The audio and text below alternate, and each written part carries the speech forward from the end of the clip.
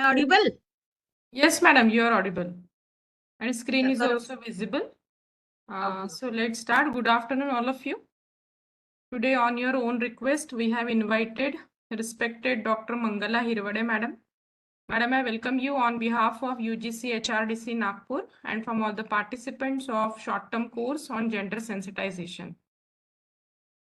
It's an honor to introduce Dr. Mangala Hirwade, ma'am. She is presently working as Associate Professor at Department of Library and Information Science, RTM Nagpur University, Nagpur. She is a former head of Postgraduate Teaching Department of Library and Information Science, RTM Nagpur University. She has throughout first-class career with professional experience of more than 22 years. Madam has presented papers at USA, South Africa, and Sri Lanka and chaired the sessions on IPR and copyright in 7th International Conference at Sri Lanka. Madam has delivered more than 200 lectures as resource person in refresher orientation courses sponsored by UGC, AICTE, and CBSE and at other institutes as well. She is promoting IPR and open access in India. She is a recognized research supervisor at RTM Nagpur University and SJB Amravati University. Under her guidance, 17 students have been awarded PhD degree and she has also guided 34 MPhil dissertations and 60 Master of Library Science dissertations. Madam has published more than 130 research papers and authored 5 books as well as edited 11 books and conference proceedings. She is a recipient of various honors as well as awards. To name few, she is awarded with 2011 Emerald Indian Alliance Research Fund Award UK, Best Citizen of Indian Award in 2011, PV Varghese Best Paper Award 2022, Grantha Mitra Puraskar in 2010 for research and special contribution in library and information science, Shiksha Ratan Puraskar in 2011 and topped list of successful candidate in Master of Library Science, Nagpur University. With this brief introduction, I once again welcome Dr. Mangala Hirwade, madam, and I kindly request you to please start your today's session on career advancement schemes. Over to you, ma'am. Thank you, Preeti. Good afternoon, everybody. Today, I'm going to talk on career advancement scheme, and you all are attending this short-term course. It means you are likely to be eligible for the associate professor's post, and you would also like to know the criteria for professor also, right? Let's start with this very sensitive topic for all of us, that is career advancement scheme.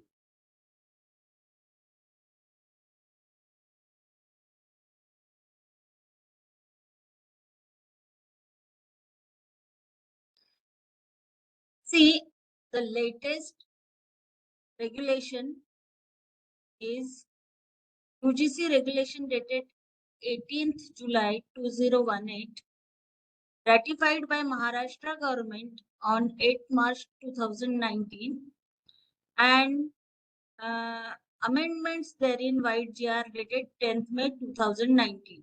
Okay.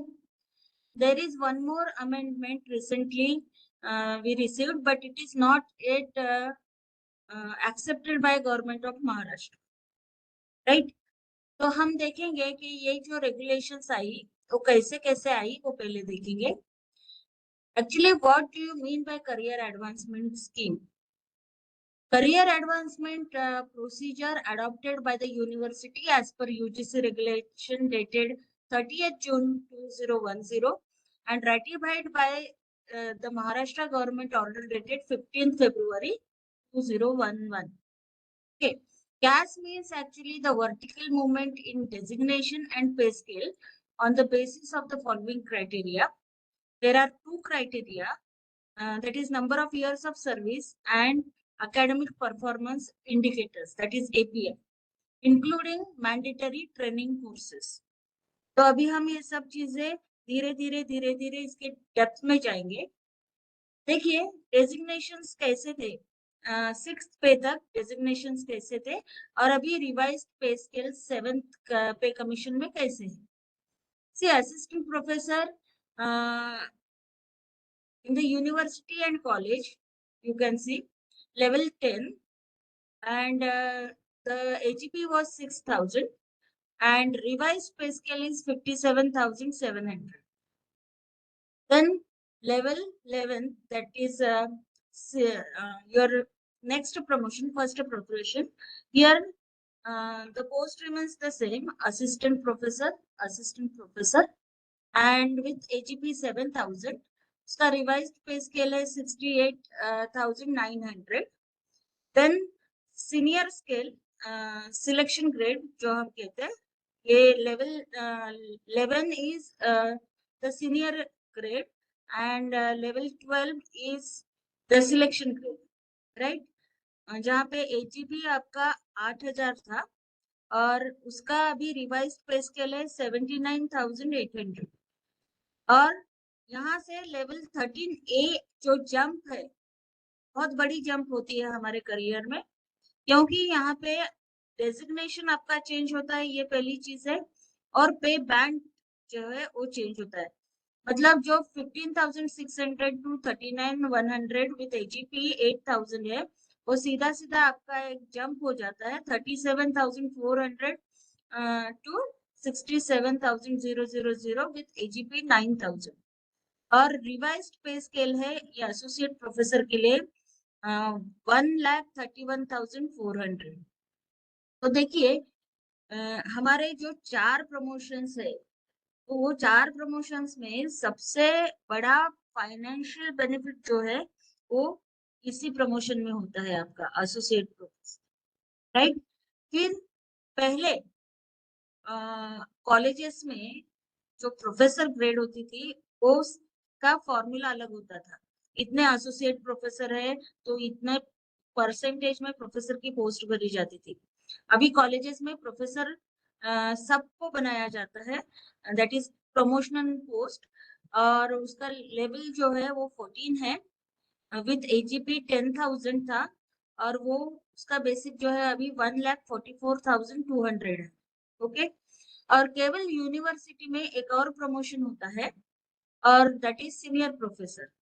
Senior professor का level 15 होता है और उसका basic जो है 1,82,200 होता है, right. तो ये है हमारा पे स्केल्स एंड रिवाइज्ड पे स्केल्स. अभी पहला क्राइटेरिया हम लेंगे number of years of service. तो पहला प्रमोशन अगर आप नेट पास है तो 6 साल में होता है, एमफिल है तो 5 साल में होता है, और अगर आपका पहला प्रमोशन नेट प्लस PhD है आपका या PhD है तो 4 साल में होता है.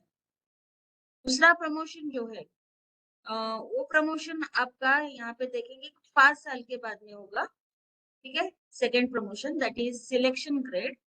उसके बाद 3 साल के बाद आप एसोसिएट प्रोफेसर होंगे और उसके 3 साल के बाद जो है आप प्रोफेसर के लिए एलिजिबल होंगे, और प्रोफेसर में 10 साल का सर्विस होने के बाद में you will be eligible for senior professor in universities, right.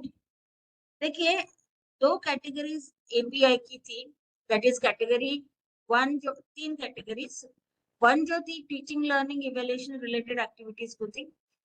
Category 2 is for co-curricular extension and professional development related activities थी, एंड कैटेगरी 3 जो है वो रिसर्च एंड एकेडमिक कंट्रीब्यूशन के लिए है. अभी देखिए ये जो क्राइटेरिया है कैटेगरी 1, 2, 3, इसमें यूनिवर्सिटी टीचर के लिए अलग क्राइटेरिया है और कॉलेज टीचर्स के लिए अलग क्राइटेरिया है. वो डिफरेंस में वहां जहाँ एक्सप्लेनेशन की जरूरत है वहां पे आपको देते जाऊंगी, राइट. अभी देखिए ये कितने अमेंडमेंट्स आए 2019 तक, तो वो अभी हम यहाँ पे देख रहे हैं. ओरिजिनल रेगुलेशन डेटेड 38 जून 2010 का था. It was accepted by government of Maharashtra on 15 फरवरी 2011. इसमें फर्स्ट अमेंडमेंट आया डेटेड 16 मार्च 2011 में. It was not accepted by government of Maharashtra. फिर सेकेंड अमेंडमेंट आया डेटेड 13th June 2013 में. It is accepted by Government of Maharashtra on 15th October 2016. Third amendment आया जो 4th में 2016 को आया और गवर्नमेंट ऑफ महाराष्ट्र ने उसको 4th March 2017 को एक्सेप्ट किया. उसके बाद में एक अमेंडमेंट आया that is fourth amendment dated 11 June 2016. ये अमेंडमेंट केवल 2016 से लेके 2017-18 ये एक साल तक ही वो जीवित रहा और उसके बाद में यूजीसी ने रिवाइज रेगुलेशन दिया दैट इज 2018 में और महाराष्ट्र गवर्नमेंट ने उसको एक्सेप्ट किया 8 March 2019 में. उसमें एक अमेंडमेंट किया गया 10th में 2019 राइट. अभी और एक अमेंडमेंट आया है मैं आपको बताती हूँ कि उन्होंने कहा है मतलब यूजीसी का है उन्होंने कहा है कि प्रमोशंस के लिए refresher orientation short term courses जो भी लगते हैं जिनके वो 3 साल में नहीं हुए हैं तो उनको 31 December 2023 तक का समय देना है. उनका प्रमोशन जो है वो आप ले लो कर दो और उनको 31 December 2023 तक कर मतलब वो कर सकते हैं अपने कोर्सेज को. लेकिन महाराष्ट्र गवर्नमेंट ने अभी भी उसको एक्सेप्ट नहीं किया है. अभी आगे चलते हैं. देखिए ओरिजिनल रेगुलेशन जो था वो कब से कब तक 2011 का जो था मतलब गवर्नमेंट ऑफ महाराष्ट्र ने एक्सेप्ट किया तो वो 2011 से लेके 2016-17 तक लागू होता है. फर्स्ट अमेंडमेंट जो है वो एक्सेप्ट नहीं किया. सेकेंड अमेंडमेंट उसमें कैप का राउंड डाल दिया था उसमें कैपिंग सिस्टम तो उसमें कंफ्यूजन था तो सेकेंड भी जो है वो उसकी कुछ केसेस जो है वो अभी भी कोर्ट में है. थर्ड अमेंडमेंट जो आया वो 2017-18 एक साल के लिए उसका लाइफ था. थर्ड अमेंडमेंट में appointment of lecturers and principles के बारे में कुछ अमेंडमेंट्स थे. ठीक है. और फोर्थ अमेंडमेंट जो आया जुलाई 2016 को महाराष्ट्र गवर्नमेंट ने उसको एक्सेप्ट किया 4th March 2017 को और वो इफेक्टिव था 2017-18 में. ठीक है. तो यहाँ पे जो है उन्होंने कैटेगरी 2 और 3 को क्लब करके उतने मार्क्स लेने के लिए बोला था. ओरिजिनल रेगुलेशन में कैटेगरी 1 और कैटेगरी 2 जो थी हमारी टीचिंग लर्निंग और अदर एक्टिविटीज की जो थी तो उसको क्लब करके मार्क्स थे. तो यहाँ पे कैटेगरी 2 और 3 यानी आपके पब्लिकेशंस राइट. कैटेगरी 2 यानी एक्सटेंशन एक्टिविटीज तो इनको क्लब करके उन्होंने मार्क्स दिए हैं. तो ये डिफरेंस है फोर्थ अमेंडमेंट में. और रिवाइज रेगुलेशन जो आया वो ये पूरा जो फोर्थ अमेंडमेंट तक का जो था 2010 से लेके 2018-19 तक तो वो पूरा रिप्लेस हो गया है अभी ये 2018 से न्यू डायरेक्शन. अभी मेरा एक क्वेरी है आप बोल सकते हो यहाँ पे कि आप में से किसी का प्रमोशन जो है वो ऐसा है क्या कि बहुत लेट हो रहा है या शॉर्ट टर्म कोर्स नहीं किया करके आपको आगे की डेट में मिल रहा है तो ऐसा कोई है क्या थोड़ा सा मुझे जानना है. आप Yes, बोल सकते हो. बोलिए बोलिए.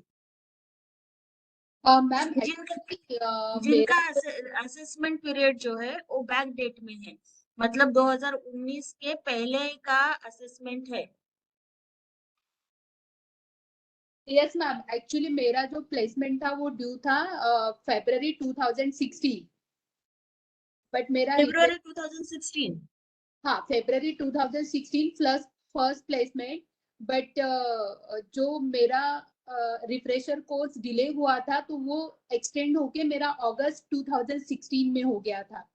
तो अभी मुझे उसी अकॉर्डिंग प्लेसमेंट मिल रहा मीन 6 to 7 months का डिफरेंस है.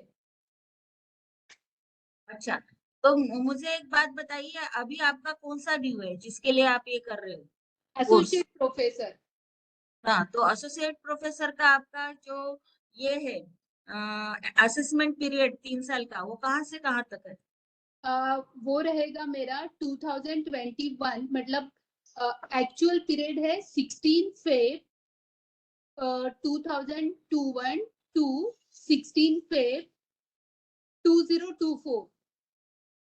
अच्छा, अगले साल है आपका। हाँ, बट अभी वो होगा मेरा मतलब मेरा एक्सटेंडेड हो गया, तो 16 मेरा 31st है, मतलब 31st अगस्त 2021 टू अभी होगा वो 31st अगस्त नहीं नहीं, 2024 में। समझ में आ गया, मुझे समझ में आ गया। आप नए इसमें ही आ रहे हो।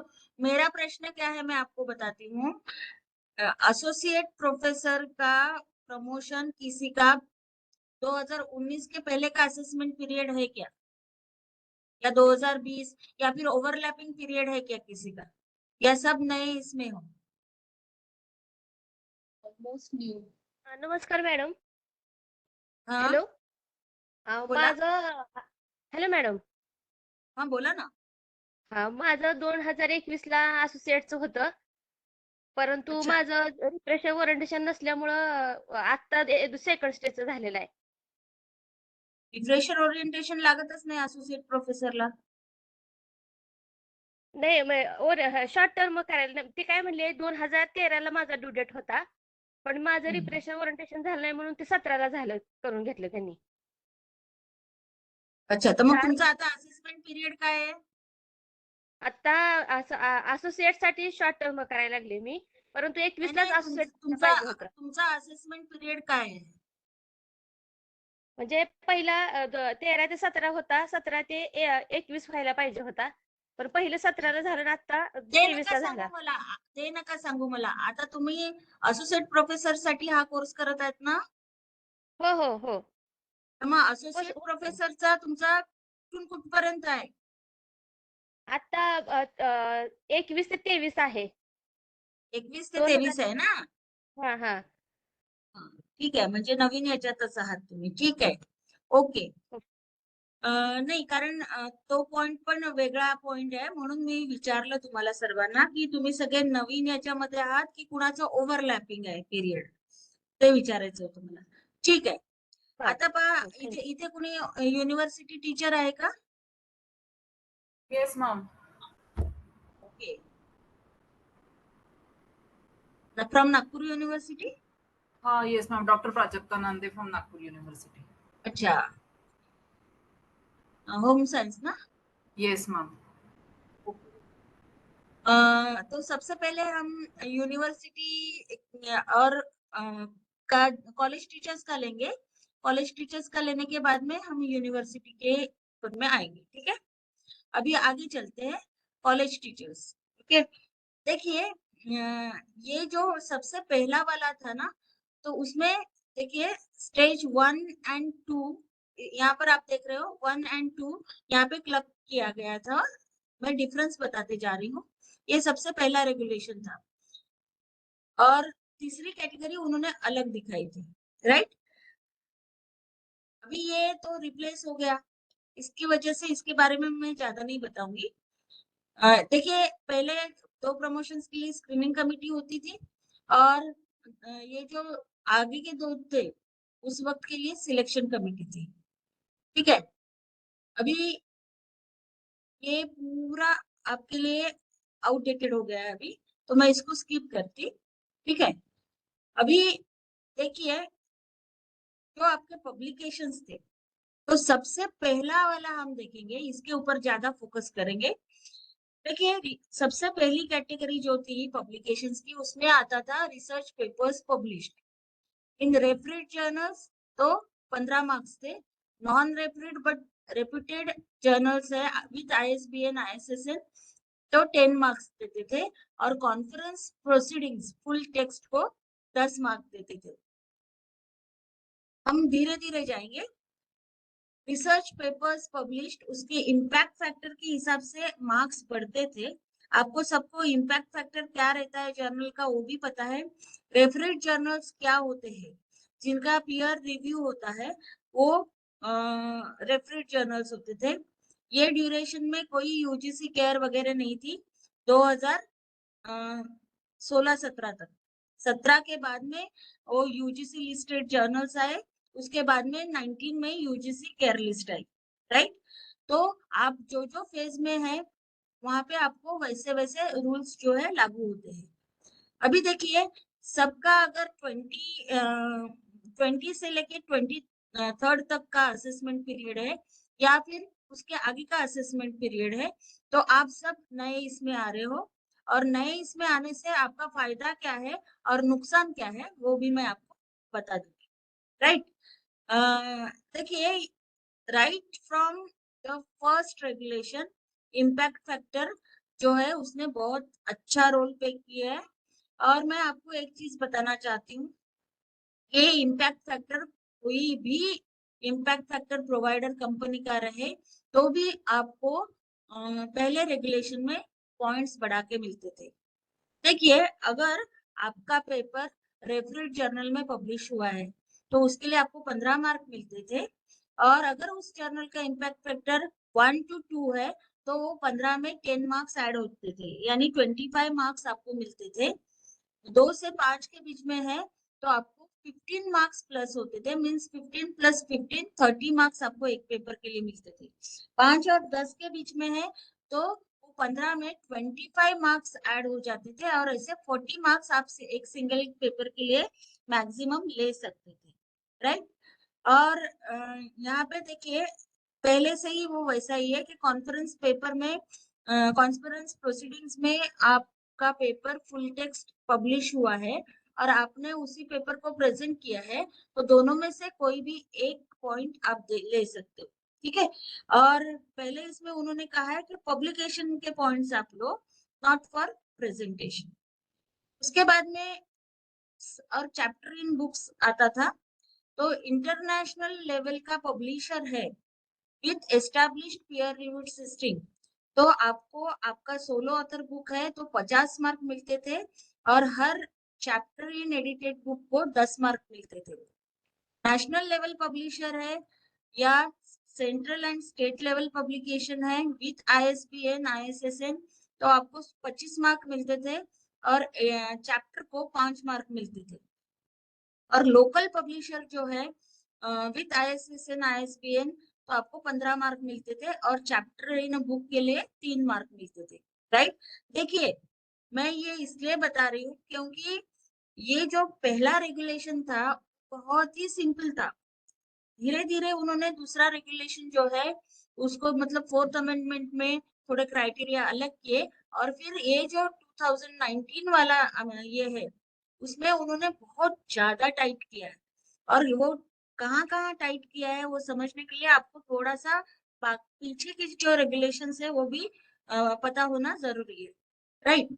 फिर तीसरी कैटेगरी जो थी उनकी वो थी research projects completed oblique ongoing, तो उसमें अमाउंट मायने रखता था। अगर आप 5 लाख से ज्यादा रुपीस जो है ग्रांट जो है वो यूटिलाइज करते हो तो आपको 20 पॉइंट्स मिलते हैं।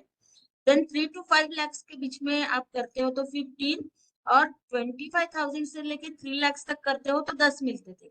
और कंसल्टेंसी प्रोजेक्ट के लिए मिनिमम ₹2 lakhs की ग्रांट आपने लाए तो आपको 10 पॉइंट जो है वो एवरी 2 lakhs को मिलते थे।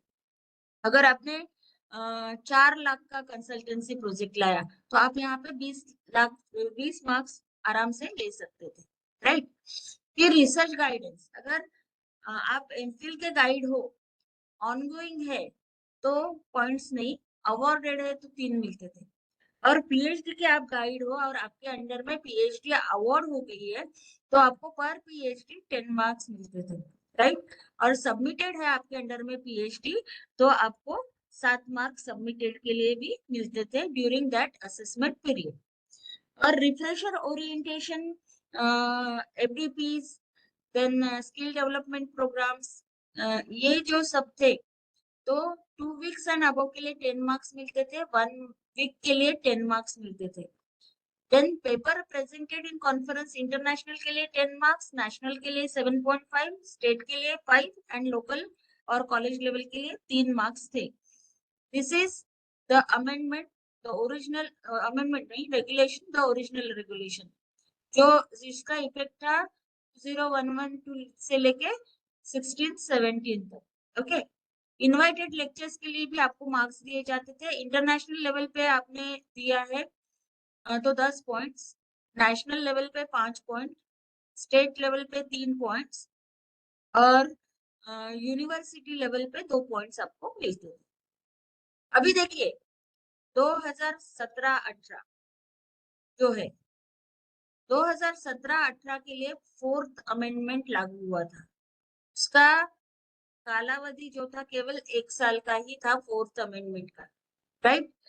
तो इसमें देखिए कैटेगरी 1, कैटेगरी 2 और कैटेगरी 3 के लिए पहले प्रमोशन के लिए 80 कैटेगरी 1 में, कैटेगरी 2 में 50 और कैटेगरी 3 में केवल 20 पॉइंट्स लगते थे पर असेसमेंट पीरियड. यहाँ पे एक चीज और है कि ये सभी जो है कैटेगरी 3 सभी रेगुलेशंस में उन्होंने पर असेसमेंट पीरियड के लिए दिए. सपोज आपका 3 साल का है और आपने 1 साल में ही पूरे पब्लिकेशंस कर लिए और बाकी 2 साल आपने पब्लिकेशंस नहीं किए तो भी कोई प्रॉब्लम नहीं होता है. साल के मार्क्स नहीं है, उसको असेसमेंट पीरियड के मार्क्स है. जैसे कैटेगरी 1 में टीचिंग इवैल्यूएशन में देखिए 80 पर ईयर है, लेकिन कैटेगरी 2 और कैटेगरी 3 जो है वो असेसमेंट पीरियड के लिए है.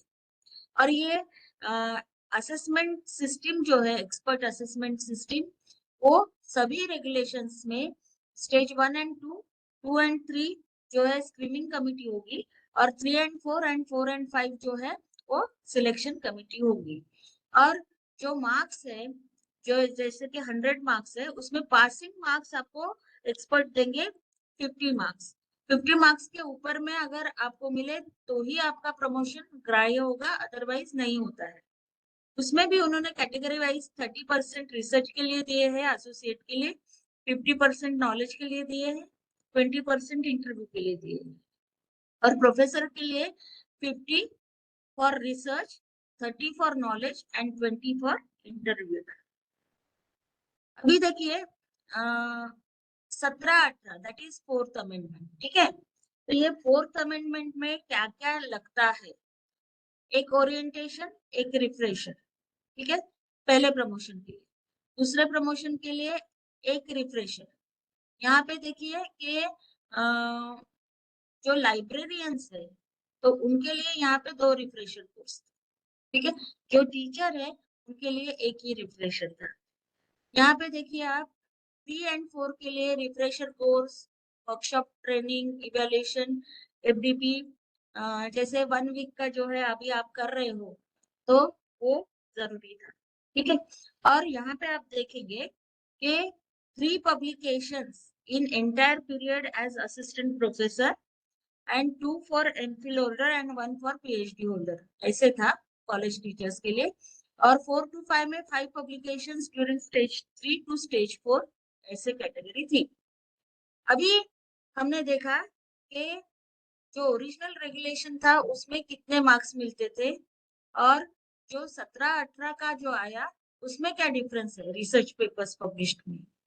अभी यहाँ पे देखिए पुराना जो था उसमें फर्स्ट ऑथर जो मेन ऑथर होता था वो 60-40 में जाता था. 60 फर्स्ट ऑथर को, 40 सेकेंड ऑथर को. अभी उसमें थोड़ा सा चेंज लाए ये 4th अमेंडमेंट में उन्होंने. और यहाँ पे भी मार्क्स देखिए, यहाँ पे एक नया टर्म इंट्रोड्यूस हुआ था, refereed journals as notified by UGC. That means UGC listed journal होना चाहिए, वो है तो 25 मार्क्स. नॉन रेफरेड जर्नल है लेकिन यूजीसी की लिस्ट में है तो उसके लिए 10 मार्क्स देते थे. और यहाँ पे सबसे बड़ा चेंज जो आया एपीआई में 17-18 में वो आया कॉन्फ्रेंस प्रोसीडिंग्स के जो 10 मार्क्स आपको मिलते थे कोई भी पेपर रहो, कौन से भी लेवल का कॉन्फ्रेंस रहो, 10 मार्क आपको फुल टेक्स्ट के लिए क्लियरली मिलते थे, तो वो मार्क्स उन्होंने बंद कर दिए।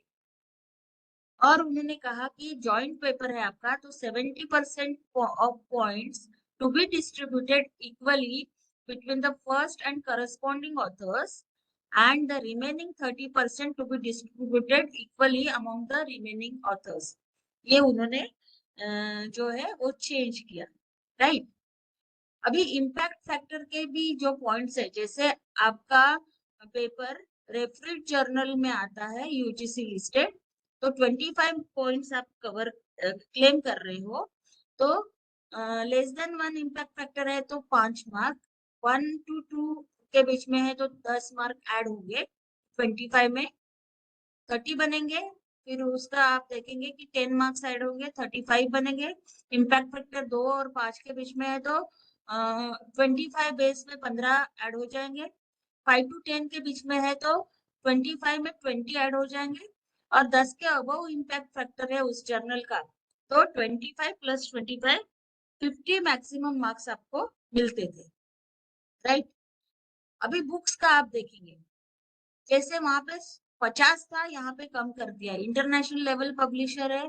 और यहाँ पे एक और चीज उन्होंने डाली, टेक्स्ट और reference books published by approved by the university and published on its website and notified to UGC. मतलब पब्लिशर के नाम जो है वो यूजीसी लिस्टेड में आना चाहिए, ऐसा उनका कहना था। इंटरनेशनल लेवल पब्लिशर है तो 30 single author, national publisher and state and central government का कोई पब्लिकेशन है तो आपको 20 पर सोल ऑथर मिलेगा। लोकल पब्लिशर है तो 15 उन्होंने दिए थे, और इंटरनेशनल बुक में आपका चैप्टर है तो 10%, और नेशनल में है तो 5 मार्क्स आपको मिलेंगे पर चैप्टर।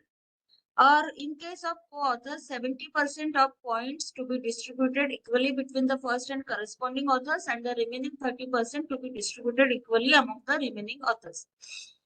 उसके बाद में रिसर्च प्रोजेक्ट्स के लिए उन्होंने वही क्राइटेरिया रखा है। यहाँ पे सिर्फ उन्होंने माइनर रिसर्च प्रोजेक्ट जो 25,000 से शुरू होता था उसको उन्होंने 1 से 3 लाख दिए, और 20, 15 और 10 इस प्रकार से उन्होंने कैटेगराइजेशन किया। अभी यहाँ पे देखिए, आपके रिसर्च प्रोजेक्ट से अगर कोई मेजर पॉलिसी डॉक्यूमेंट निकलता है for international body, central body, state body, local body, तो उन्होंने वो पॉलिसी डॉक्यूमेंट को 30, 20, 10 एंड 5 दिए, राइट। यहाँ पे रिसर्च गाइडेंस ऑनगोइंग एमफिल के लिए नील और अवॉर्डेड के लिए 5 मार्क दिए थे, और यहाँ पे उन्होंने मार्क्स बढ़ा दिए थे पीएचडी गाइडेंस के लिए, जो 10 मार्क होते थे अवॉर्डेड के लिए वो 15 किए, और सबमिटेड को जो 7 मार्क होते थे उसको 10 किए, राइट। और देखिए, पहले ओरिजिनल रेगुलेशन में अगर आप रिफ्रेशर कोर्स करते हो, ट्रेनिंग प्रोग्राम्स करते हो, तो आपको मार्क्स मिलते थे उसके, लेकिन ये 17-18 का जो अमेंडमेंट आया, 4th अमेंडमेंट, उसमें उन्होंने वो मार्क्स नहीं देना चाहिए, ऐसे उन्होंने इंस्ट्रक्शंस दिए हैं, राइट। अभी ये मैंडेटरी कोर्सेस है, इसकी वजह से आपको वो कोई भी मार्क्स नहीं मिलेंगे। इसमें एक और चीज ऐड की गई, fellowships and awards from academic bodies. देखिए, कोई भी अवार्ड नहीं चलेगा, फ्रॉम एकेडमिक बॉडी होनी चाहिए वो। इंटरनेशनल है तो 15, नेशनल है तो 10, स्टेट है तो 5, और इनवाइटेड लेक्चर्स के लिए उन्होंने कैपिंग कर दिया।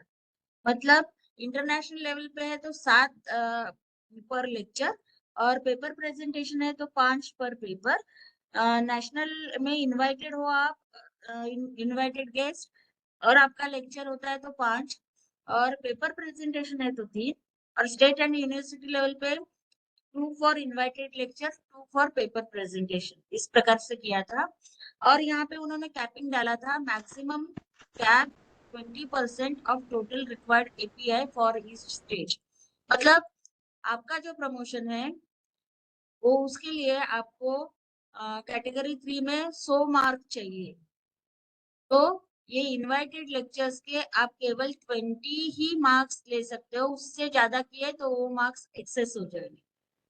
और यहाँ पे एक बहुत इम्पोर्टेंट जो ई कंटेंट और ई लर्निंग का कॉन्सेप्ट है वो इंट्रोड्यूस किया गया, that is development of e learning delivery process material. मतलब आप क्या करते हो ई लर्निंग पे, तो पर मॉड्यूल आपको 10 मार्क्स यहाँ पे देना शुरू हो गया। Just a second.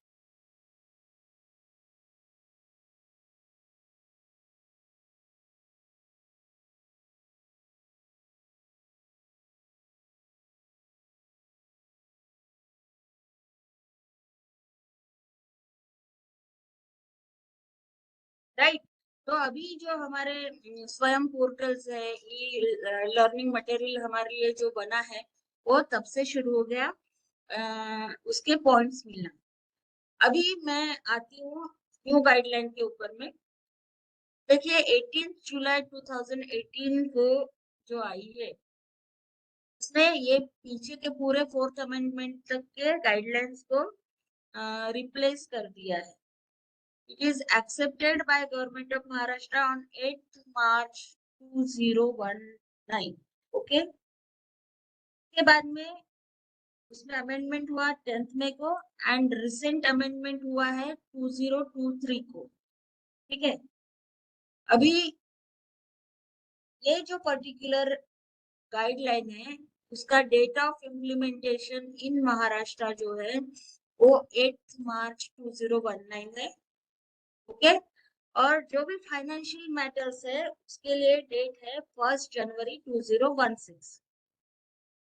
इसमें क्या क्या हुआ है, इसमें पीएचडी मैंडेटरी कर दी है for associate professor and professors in colleges and assistant professor जो यूनिवर्सिटीज के टीचर्स है उसमें सिलेक्शन ग्रेड प्रमोशन के लिए ही उन्होंने पीएचडी होना कंपलसरी किया है। आप पीएचडी नहीं हो तो आप प्रमोशन के बारे में नहीं सोच सकते, राइट। और कॉलेज वालों के लिए, एसोसिएट प्रोफेसर के लिए आपको पीएचडी होना कंपलसरी है। अभी और एक चीज देखेंगे यहाँ पे, एमफिल के कुछ इंक्रीमेंट्स हमें मिलते थे, पीएचडी के इंक्रीमेंट्स मिलते थे, बट यूजीसी ने कहा है कि वो दो कंटिन्यू करो, लेकिन it is not accepted by government of Maharashtra, right.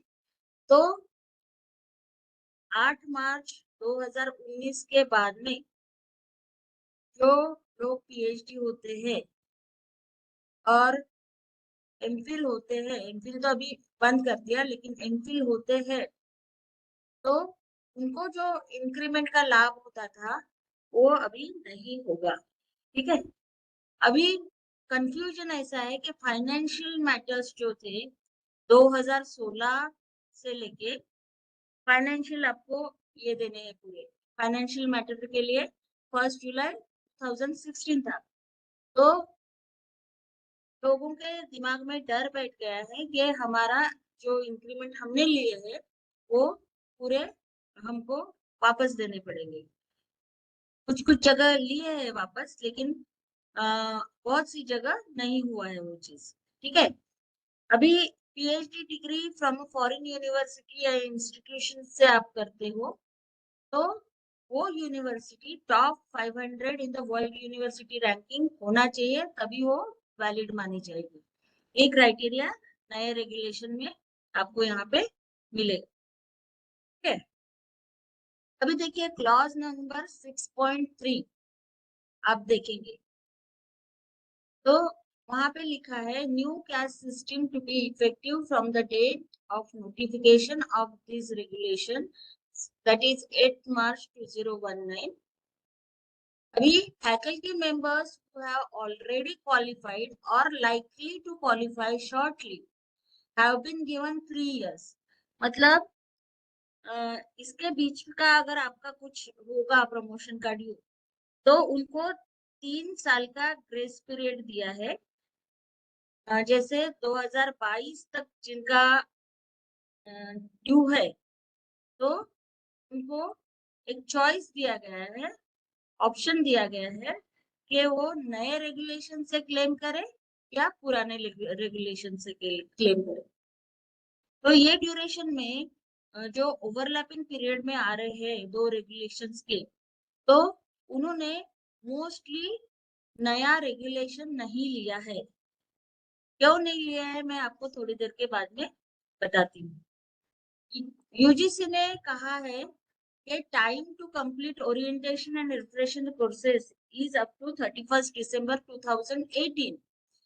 ये यूजीसी ने रेगुलेशन में कहा है। और अभी नया जो रेगुलेशन आया है, मतलब इसका अमेंडमेंट जो आया है, वो अमेंडमेंट में यूजीसी ने टाइम दिया है आपको कंप्लीट करने के लिए, दैट इज 31 दिसंबर 2023।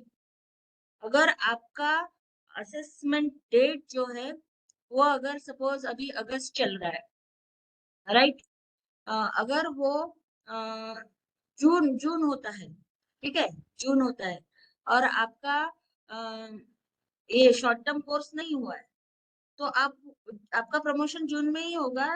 लेकिन उन्होंने कहा है कि 31 दिसंबर तक आप कंप्लीट करो करके, ठीक है।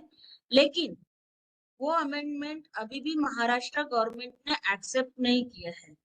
तो जितने जल्दी हो सके आपके पूरे जो भी कोर्सेस है वो पूरे करके रखना है, ठीक है। अभी एक और डेंजरस बात जो है ये नए रेगुलेशन की, वो है कि एसोसिएट प्रोफेसर और प्रोफेसर का जो है ड्यू डेट से आपको नहीं मिलेगा, from the date of eligibility नहीं मिलेगा। जिस दिन आपका इंटरव्यू होगा, आपका सिलेक्शन होगा, उस डेट से आपको इफेक्ट दिया जाएगा। इसलिए आपको बताना जरूरी है कि आपका जो एप्लीकेशन है वो 3 महीने पहले ही डाल दीजिए, ठीक है, ताकि जल्दी जल्दी उसका स्क्रूटिनी हो जाए, जल्दी जल्दी यूनिवर्सिटी प्रोसीजर हो जाए और आपका एक प्रमोशन का जो है इंटरव्यू का डेट आ जाए। देखिए, पहले 2 प्रमोशंस जो है वो आपके डेट ऑफ एलिजिबिलिटी से होंगे, लेकिन एसोसिएट प्रोफेसर और प्रोफेसर ये from the date of selection होंगे, that means from the date of interview होंगे, ओके। और एक चीज, for promotion the eligible teacher should be on roll and in active service. यानी आपका रिटायरमेंट है, डेट है, और उसके पहले आपका प्रमोशन है, ठीक है। तो अगर वो प्रमोशन का इंटरव्यू आपके रिटायरमेंट के बाद में लगाएंगे नहीं, ये चीज आपको ध्यान में रखना है। आप उस वक्त ऑन रोल होंगे एंड इन एक्टिव सर्विस होंगे तो ही वो होगा। अच्छा, एक और क्राइटेरिया है कि अगर आपका इंटरव्यू लग गया, आपका असेसमेंट हो गया, या किस कारणवश आपको फेल कर दिया गया, राइट, तो आप रीअसेसमेंट के लिए 1 साल के बाद में ही डालेंगे, ठीक है।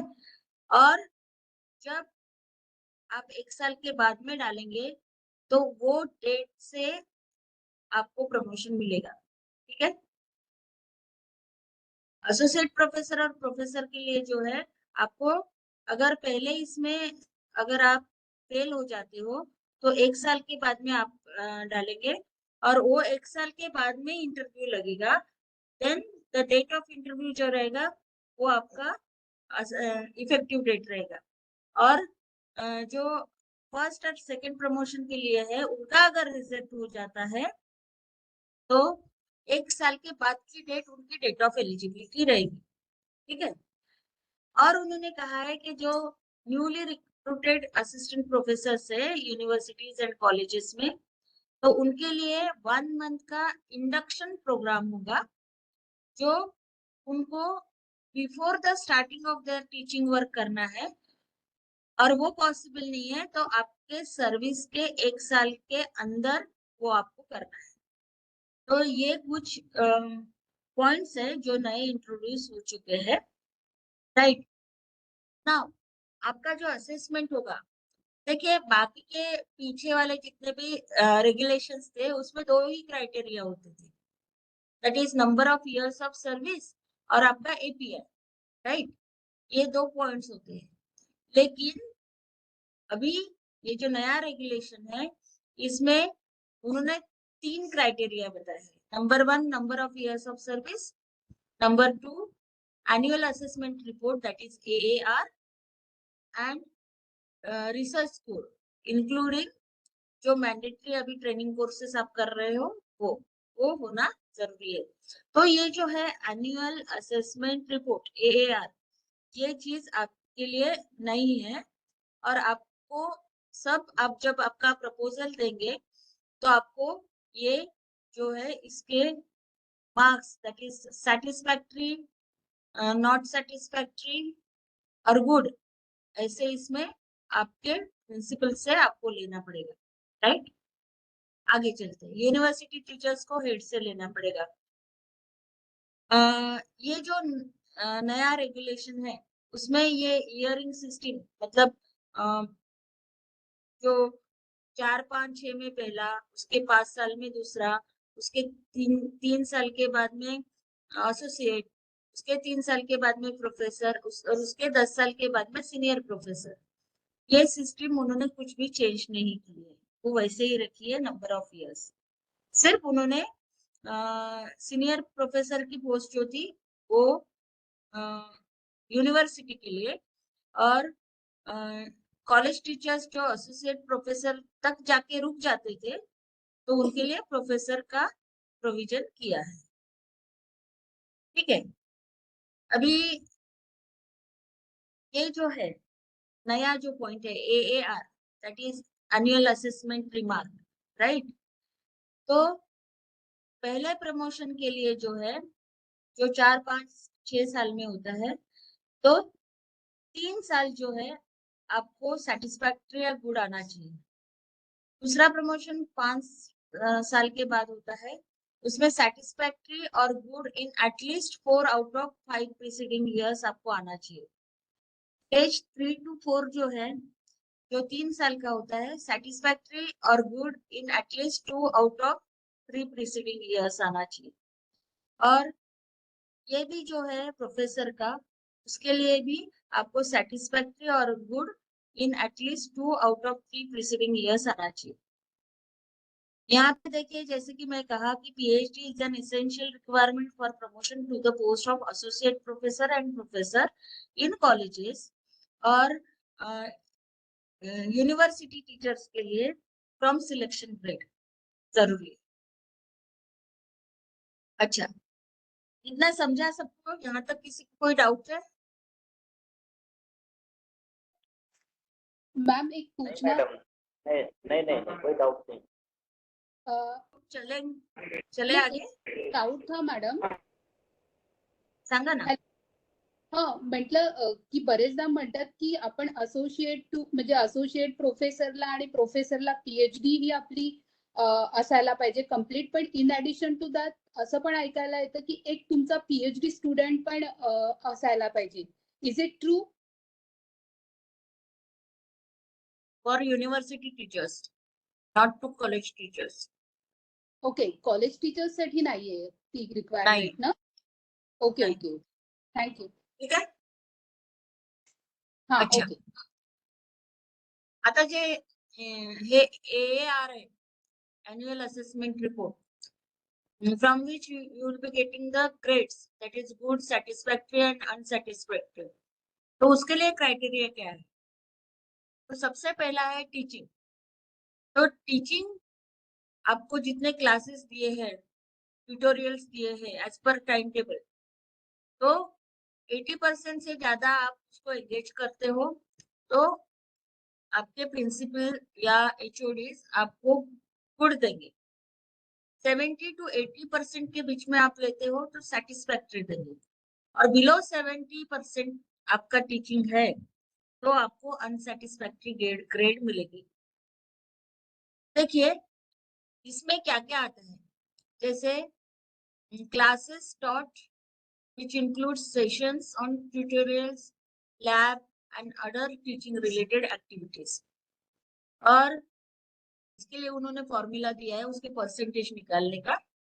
Number of classes taught divide और टोटल क्लासेस असाइंड, इसको डिवीजन करके इंटू 100 कर दो तो परसेंटेज निकल आता है। और वो परसेंटेज आपको देना है आपके प्रपोजल में कि इस साल मेरा इतना था, इस साल इतना था, इस साल इतना था, टोटल एवरेज इतना है और उसके ऊपर में आपको ग्रेड मिलेगा। दूसरा ये AAR का हिस्सा जो है involvement in college students related activities oblique research activities. तो उन्होंने लिस्ट दी है एक्टिविटीज की, इसमें से 3 या उसके उससे ज्यादा एक्टिविटीज आप करते हो आपके कॉलेज में या डिपार्टमेंट में तो आपको गुड मिलेगा। उसमें से 1 या 2 ही एक्टिविटीज आप करते हो तो आपको सेटिस्फैक्टरी मिलेगा।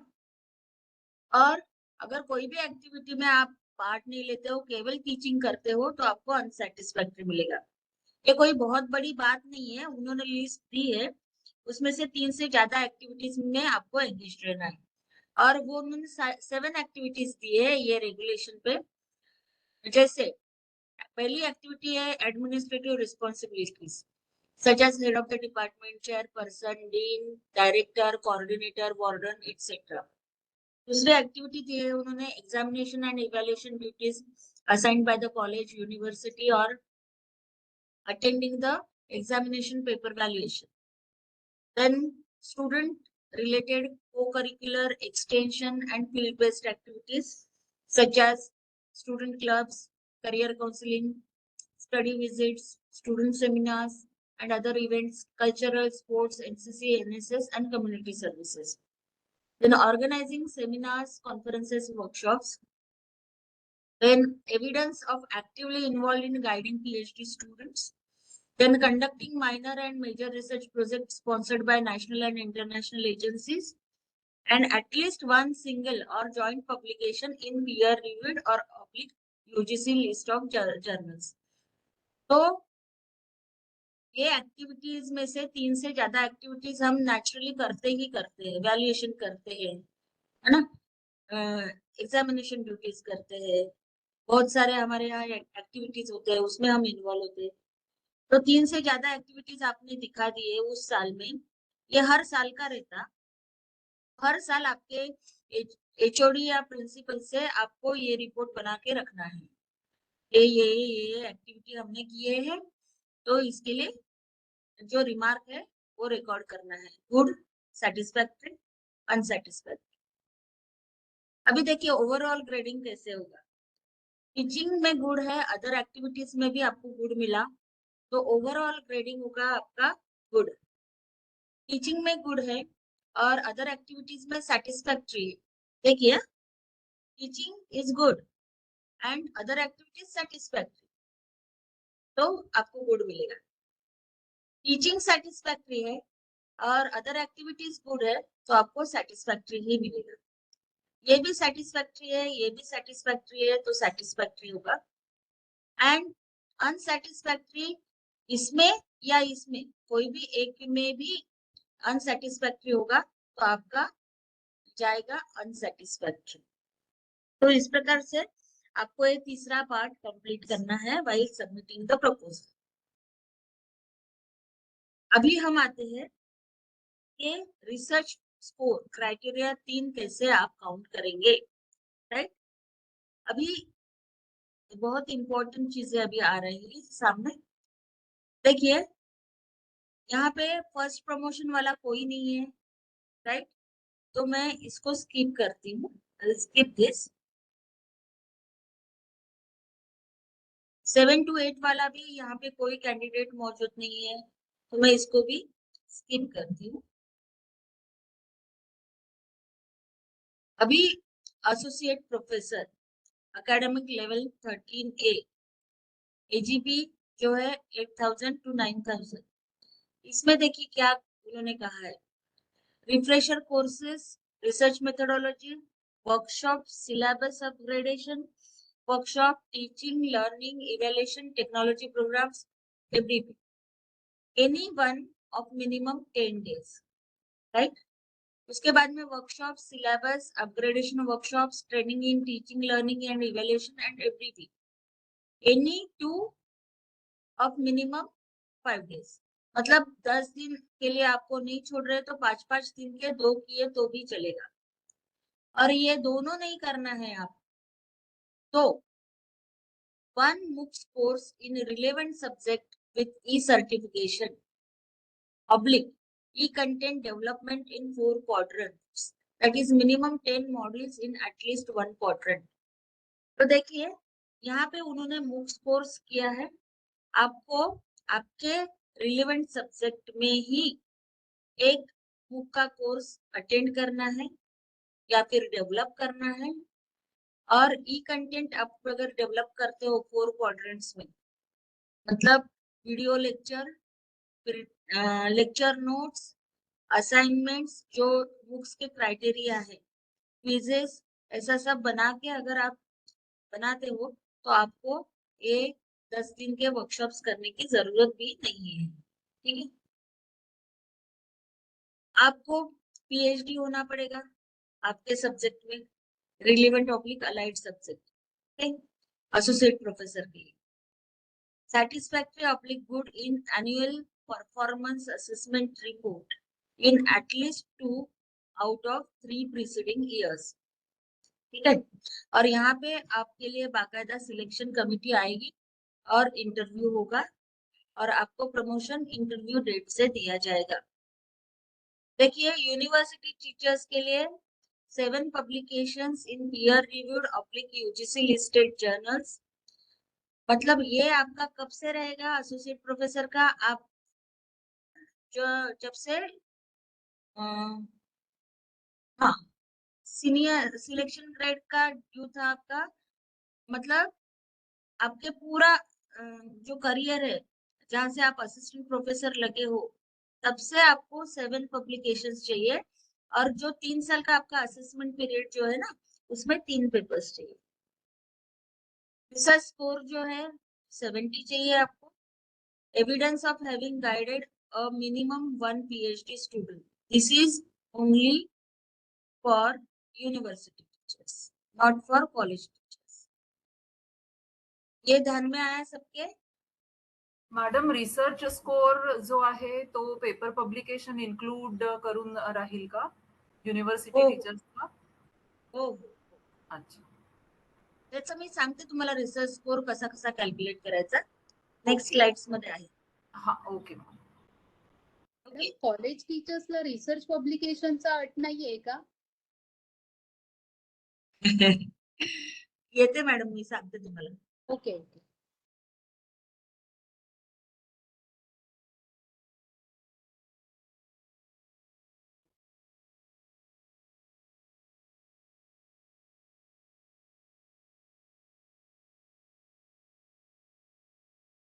Now academic level 14, that is professor. Date of interview to be the date of promotion and not the date of eligibility. आप यहाँ पे भी PhD आपका होना जरूरी है.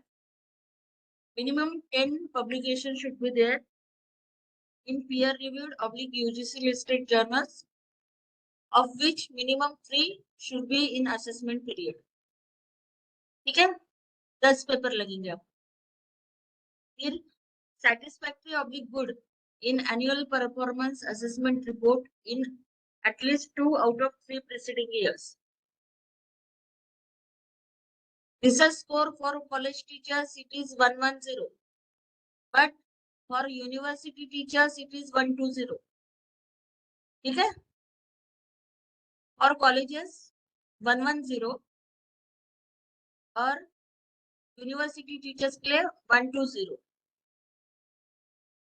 और यूनिवर्सिटी टीचर के अंडर में एविडेंस होना चाहिए of having successfully guided PhD student, right.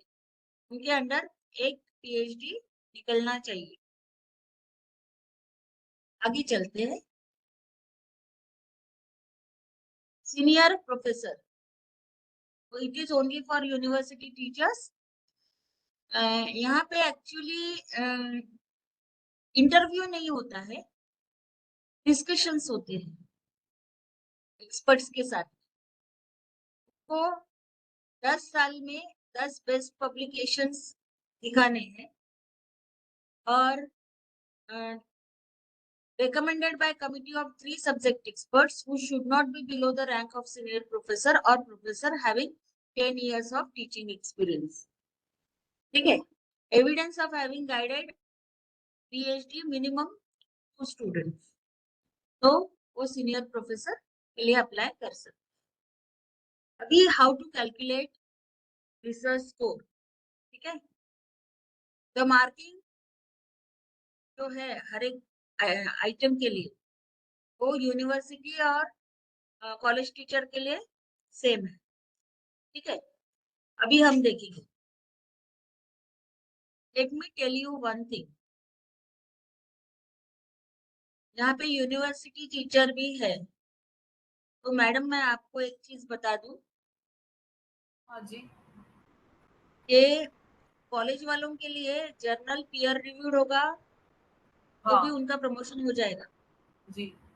इस oblique works for university teachers, madam आपल्याला क्योंकि UGC लिस्टेडच लागतो ना, हाँ यूजीसी लिस्टेडच लागणार, किंवा Scopus UGC either CARE, or. हाँ, CARE listed. Scopus, web of science और yes. The group 1 of UGC CARE. हाँ हो मॅडम.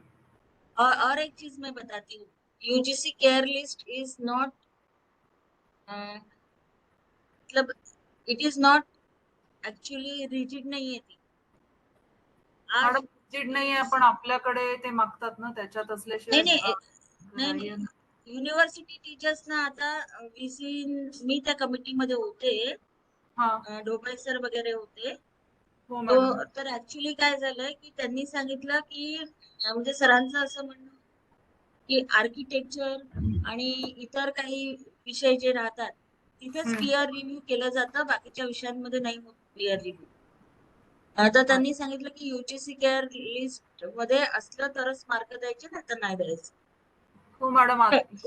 तर आयदर स्कोपस, इंडियन सायन्स ह्याच्यात किंवा मग वेब ऑफ सायन्स नाही तर वेब ऑफ सायन्स किंवा ह्याच्यामध्ये UGC care. UGC care.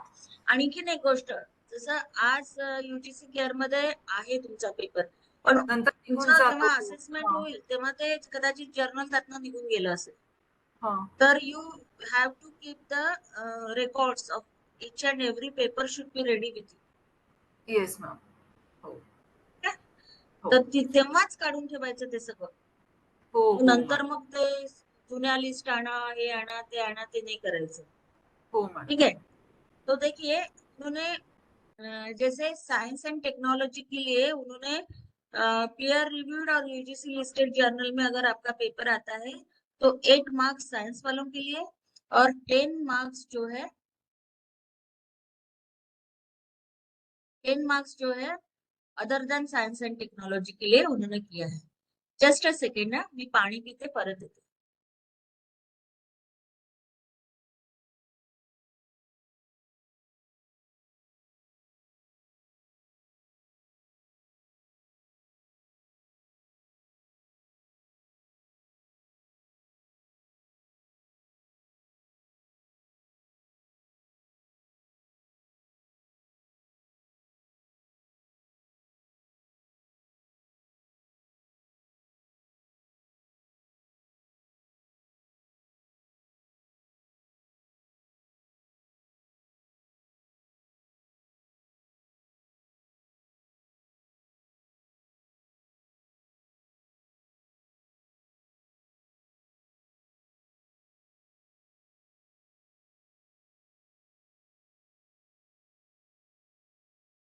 Okay, books, ठीक है। Books published bye international publishers, इसके लिए 12 मार्क्स है। नेशनल पब्लिशर्स 10 मार्क्स है। चैप्टर इन एडिटेड बुक, इसके लिए 5 मार्क है। Editor of book by international publisher, देखिए आप एडिट करते हो किसी बुक को और कोई इंटरनेशनल पब्लिशर उसको पब्लिश करता है तो 10 मार्क्स आप ले सकते हो. If you are an editor of a book which is published by national publisher, then you can claim for 8 marks. Then translation by qualified faculties, ये उन्होंने नया दिया है, right? अभी देखिए NEP कहता है कि मातृभाषा में उनको पढ़ने दो. In that case ट्रांसलेशन करने वाले लोग भी हमारे पास में चाहिए. तो उन्होंने आपके API में उसको वेटेज दिया है. ऐसे चैप्टर और रिसर्च पेपर आप अगर ट्रांसलेट करते हो किसी और लैंग्वेज में तो आपको 3 मार्क्स मिलेंगे और कोई बुक का ट्रांसलेशन आप करते हो तो आपको 8 मार्क्स क्लेम कर सकते हो. अभी आता है पीयर रिव्यू की बात. ठीक है, अभी उन्होंने एक काम किया है कि जो अभी तक 4th अमेंडमेंट तक कोई भी कंपनी का इम्पैक्ट फैक्टर चलता था, जैसे हमारे यहाँ पे बहुत सारी कुछ औरंगाबाद से होते हैं, कुछ और छोटे छोटे नांदेड़ वगैरह जगह से कुछ जर्नल्स पब्लिश होते हैं, वो क्लेम करते हैं कि कॉस्मोस इम्पैक्ट फैक्टर है तो वो 5 होता है 6 होता है तो उतने पॉइंट्स बढ़ जाते थे अभी तक. लेकिन अभी उन्होंने स्ट्रिक्टली कहा है कि बाकी के इम्पैक्ट फैक्टर्स के मार्क्स नहीं दिए जाएंगे. केवल थॉमसन एंड रूटर का जो इम्पैक्ट फैक्टर है that is web of science, उसी के इम्पैक्ट फैक्टर के मार्क्स आपको मिलेंगे, बाकी के नहीं मिलेंगे. ठीक है, तो देखिए आपका पेपर रेफरेंस जर्नल में है विदाउट इम्पैक्ट फैक्टर तो आपको 5 मार्क मिलेंगे क्योंकि जर्नल आपका पीयर रिव्यूड है. देखिए यूजीसी ने क्या कहा है वो मैं बता रही हूँ, राइट? पीयर रिव्यूड ऑब्लिक उन्होंने कहा है यूजीसी लिस्टेड, राइट? तो अभी वो पीयर रिव्यूड है जर्नल तो आपको बेस कितना है? साइंस वालों के लिए 8 और बाकी लोगों के लिए 10. तो बाकी लोगों को मिलेंगे 10 + 5 पीयर रिव्यूड है जर्नल तो, और आपको मिलेंगे 8 + 5 दैट इज कितना होता है 13. ठीक है, paper with impact factor less than 1 है तो 8 में 10 ऐड होंगे, 10 में 10 ऐड होंगे. Paper with impact factor between 1 and 2 तो उसमें 15 पॉइंट्स ऐड होंगे आपके बेस में. Paper with impact factor between 2 and 5 20 marks होंगे. Paper with impact factor between 5 and 10 25 होंगे. और 10 के ऊपर इम्पैक्ट फैक्टर है उस जर्नल का थॉमसन एंड रूटर का, देन आपके जो बेस है उसमें 30 पॉइंट्स ऐड होंगे. मतलब साइंस वालों के लिए एक पेपर के लिए मैक्सिमम मार्क्स जो है 30 + 8 दैट इज 38 मिलेंगे और बाकी लोगों के लिए 30 प्लस कितना है 10 दैट इज 40 मिलेंगे. अभी उन्होंने जो 60-40 था 70-30 था उसमें भी कुछ चेंजेस किए हैं. देखिए उन्होंने कहा कि पहले जो 2 ऑथर्स है उनको 70% of total value of publication मिलेगा. मतलब देखिए साइंस वाले हैं और साइंस वालों में अगर 2 ऑथर का पेपर है तो 8 में से 70% जो है वो दोनों को सेम मिलेगा. समझ में आ रहा है? साइंस के कितने लोग हैं यहाँ पे? Yes ma'am, clear. मतलब पूरा 8 भी नहीं मिलेगा 2 ऑथर से आपको, तो पहला ऑथर होने के बावजूद टोटल अगर आपको 8 मार्क्स मिलते हैं, सपोज अपन अदर देन साइंस वालों का लेते हैं तो इजी हो जाएगा. अगर 2 ऑथर्स है एक पेपर के और आप फर्स्ट ऑथर हो तो आपको 10 नहीं लेने हैं, 7 ही क्लेम करने हैं क्योंकि दूसरा ऑथर को भी 7 मिलेंगे, राइट? फिर मोर देन 2 ऑथर्स है तो 70% of total value of publication for the first principle corresponding author and 30% of the total value of publication for each of the joint author मिलेंगे. देखिए पहले क्या होता था 30% में भी 2 ऑथर को आधे आधे मिलते थे, लेकिन अभी उन्होंने 30% हर एक को लेने के लिए इजाजत दी है उन्होंने. ठीक है, ये एक चेंज है. वो नोट कर लीजिए। जब आप एपीआई लिखेंगे ना तब ये छोटी छोटी चीजें जो है वो आपके काम आएंगी। फिर तीसरा पॉइंट उन्होंने टोटली नया इंट्रोड्यूस किया है, that is creation of ICT mediated teaching learning pedagogy and content and development of new and innovative courses and curricula। इसमें उन्होंने कहा है कि डेवलपमेंट ऑफ इनोवेटिव पेडागोजी, इसमें आप कुछ करते हो तो आप 5-5 मार्क्स ले सकते हो। दूसरा है design of new करिकुला and courses, इसके लिए 2-2 मार्क्स ले सकते हो। देन मूक्स, देखिए मूक्स का अगर आप डेवलपमेंट करते हो, ठीक है, आपने एक ऑनलाइन कोर्स बना लिया, मूक्स पे वो चल रहा है, तो development of complete MOOCs in 4 quadrants, 4 credit का वो कोर्स होना चाहिए, ठीक है। तो आपको 20 मार्क्स मिलेंगे पूरा डेवलप करते हो तो। और अगर वो कोर्स 3 क्रेडिट का है तो आपको पर क्रेडिट 5 मार्क्स मिलेंगे। 2 क्रेडिट का है तो 10-10 मार्क्स मिलेंगे, ठीक है। अगर आप किसी और के मूक्स कोर्स में आप एक मॉड्यूल जो है, ठीक है, मूक्स डेवलप्ड इन 4 क्वाड्रेंट, पर मॉड्यूल पर लेक्चर, आप एक लेक्चर देते हो या एक मॉड्यूल लिख के देते हो उसको, तो आपको 5-5 मार्क मिलेंगे एज कंटेंट राइटर और इनवाइटेड लेक्चर। उसके बाद में उन्होंने कहा है कि if you are content writer oblique subject matter expert for each module of MOOCs in at least 1 quadrant, तो आपको 2-2 मार्क मिलेंगे। और आप बुक्स का कोई कोर्स चल रहा है, उसके कोऑर्डिनेटर हो, 4 क्रेडिट का कोर्स है, तो कोऑर्डिनेटर को 8-8 मार्क मिलेंगे, ठीक है। यहाँ पे पर क्रेडिट 2-2 है। अगर 4 क्रेडिट से कम वाला कोर्स है तो 2 पर क्रेडिट। ये समझा सबको?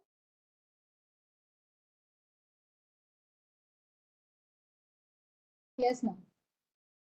कोई क्वेरी? Yes ma'am. आगे चलते हैं।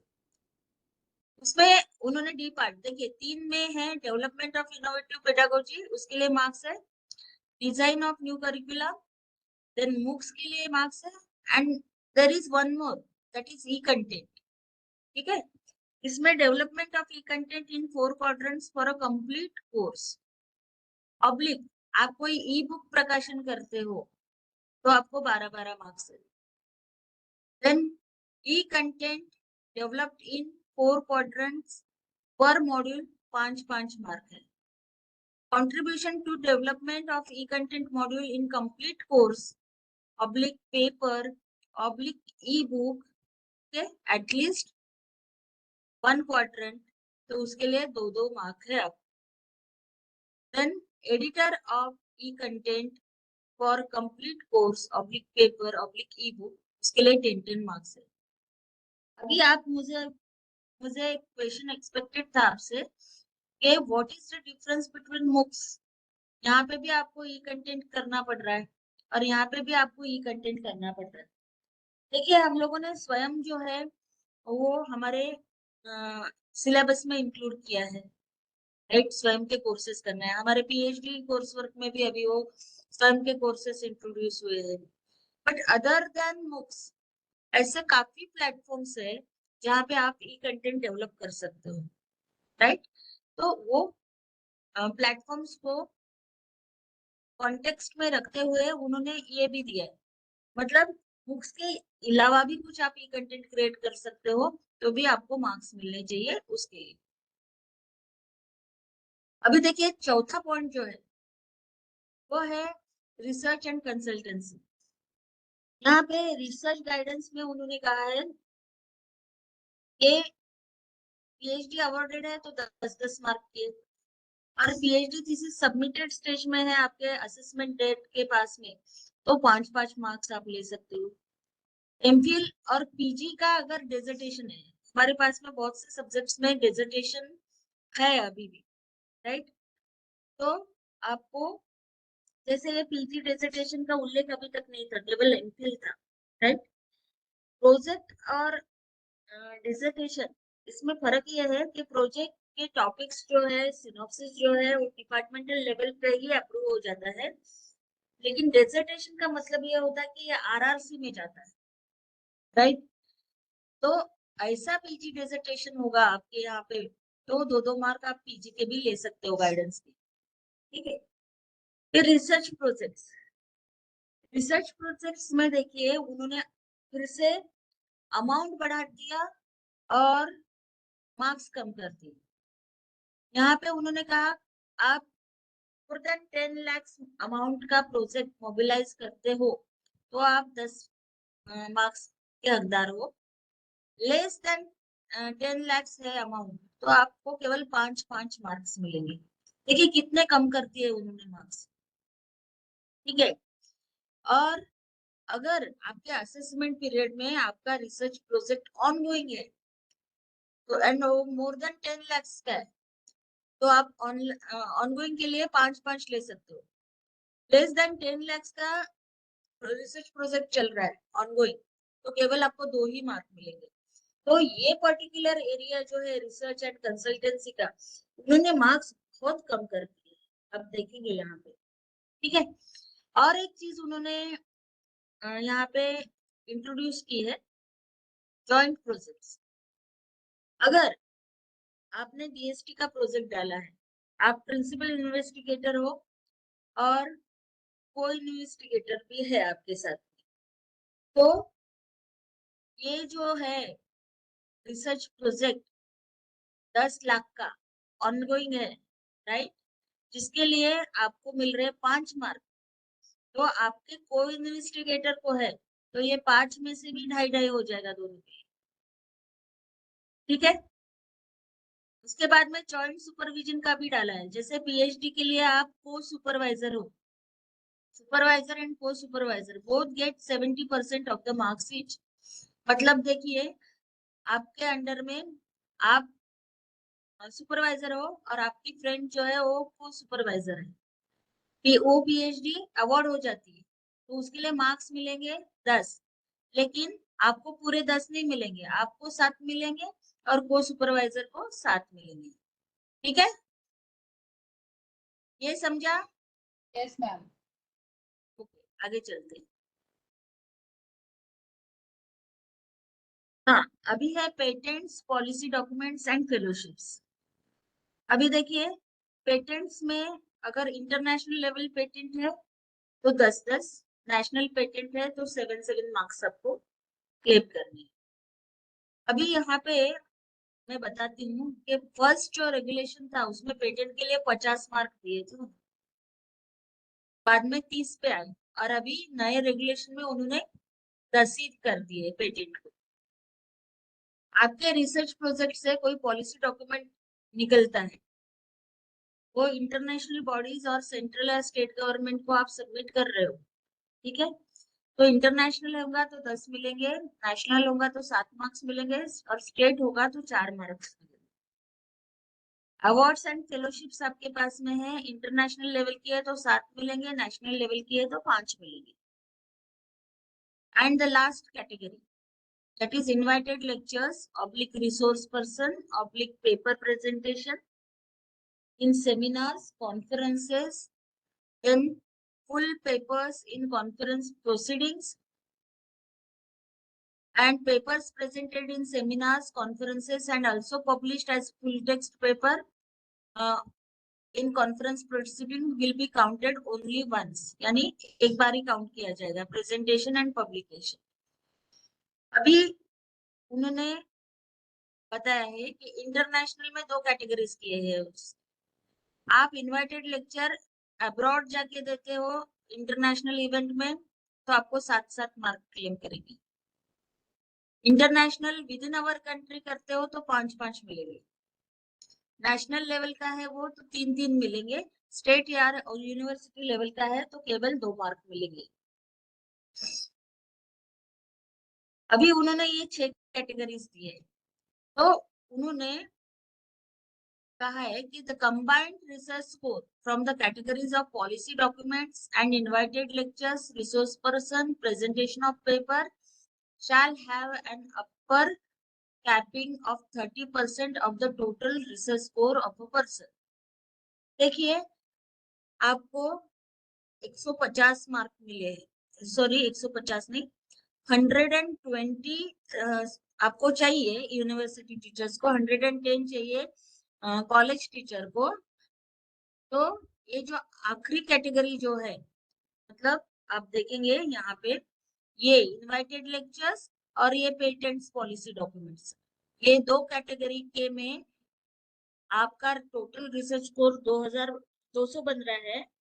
तो आप ये दो कैटेगरी में कितने लेंगे? 30% ही लेंगे, ये 30-30-60 ही आपको कैपिंग दिया गया है।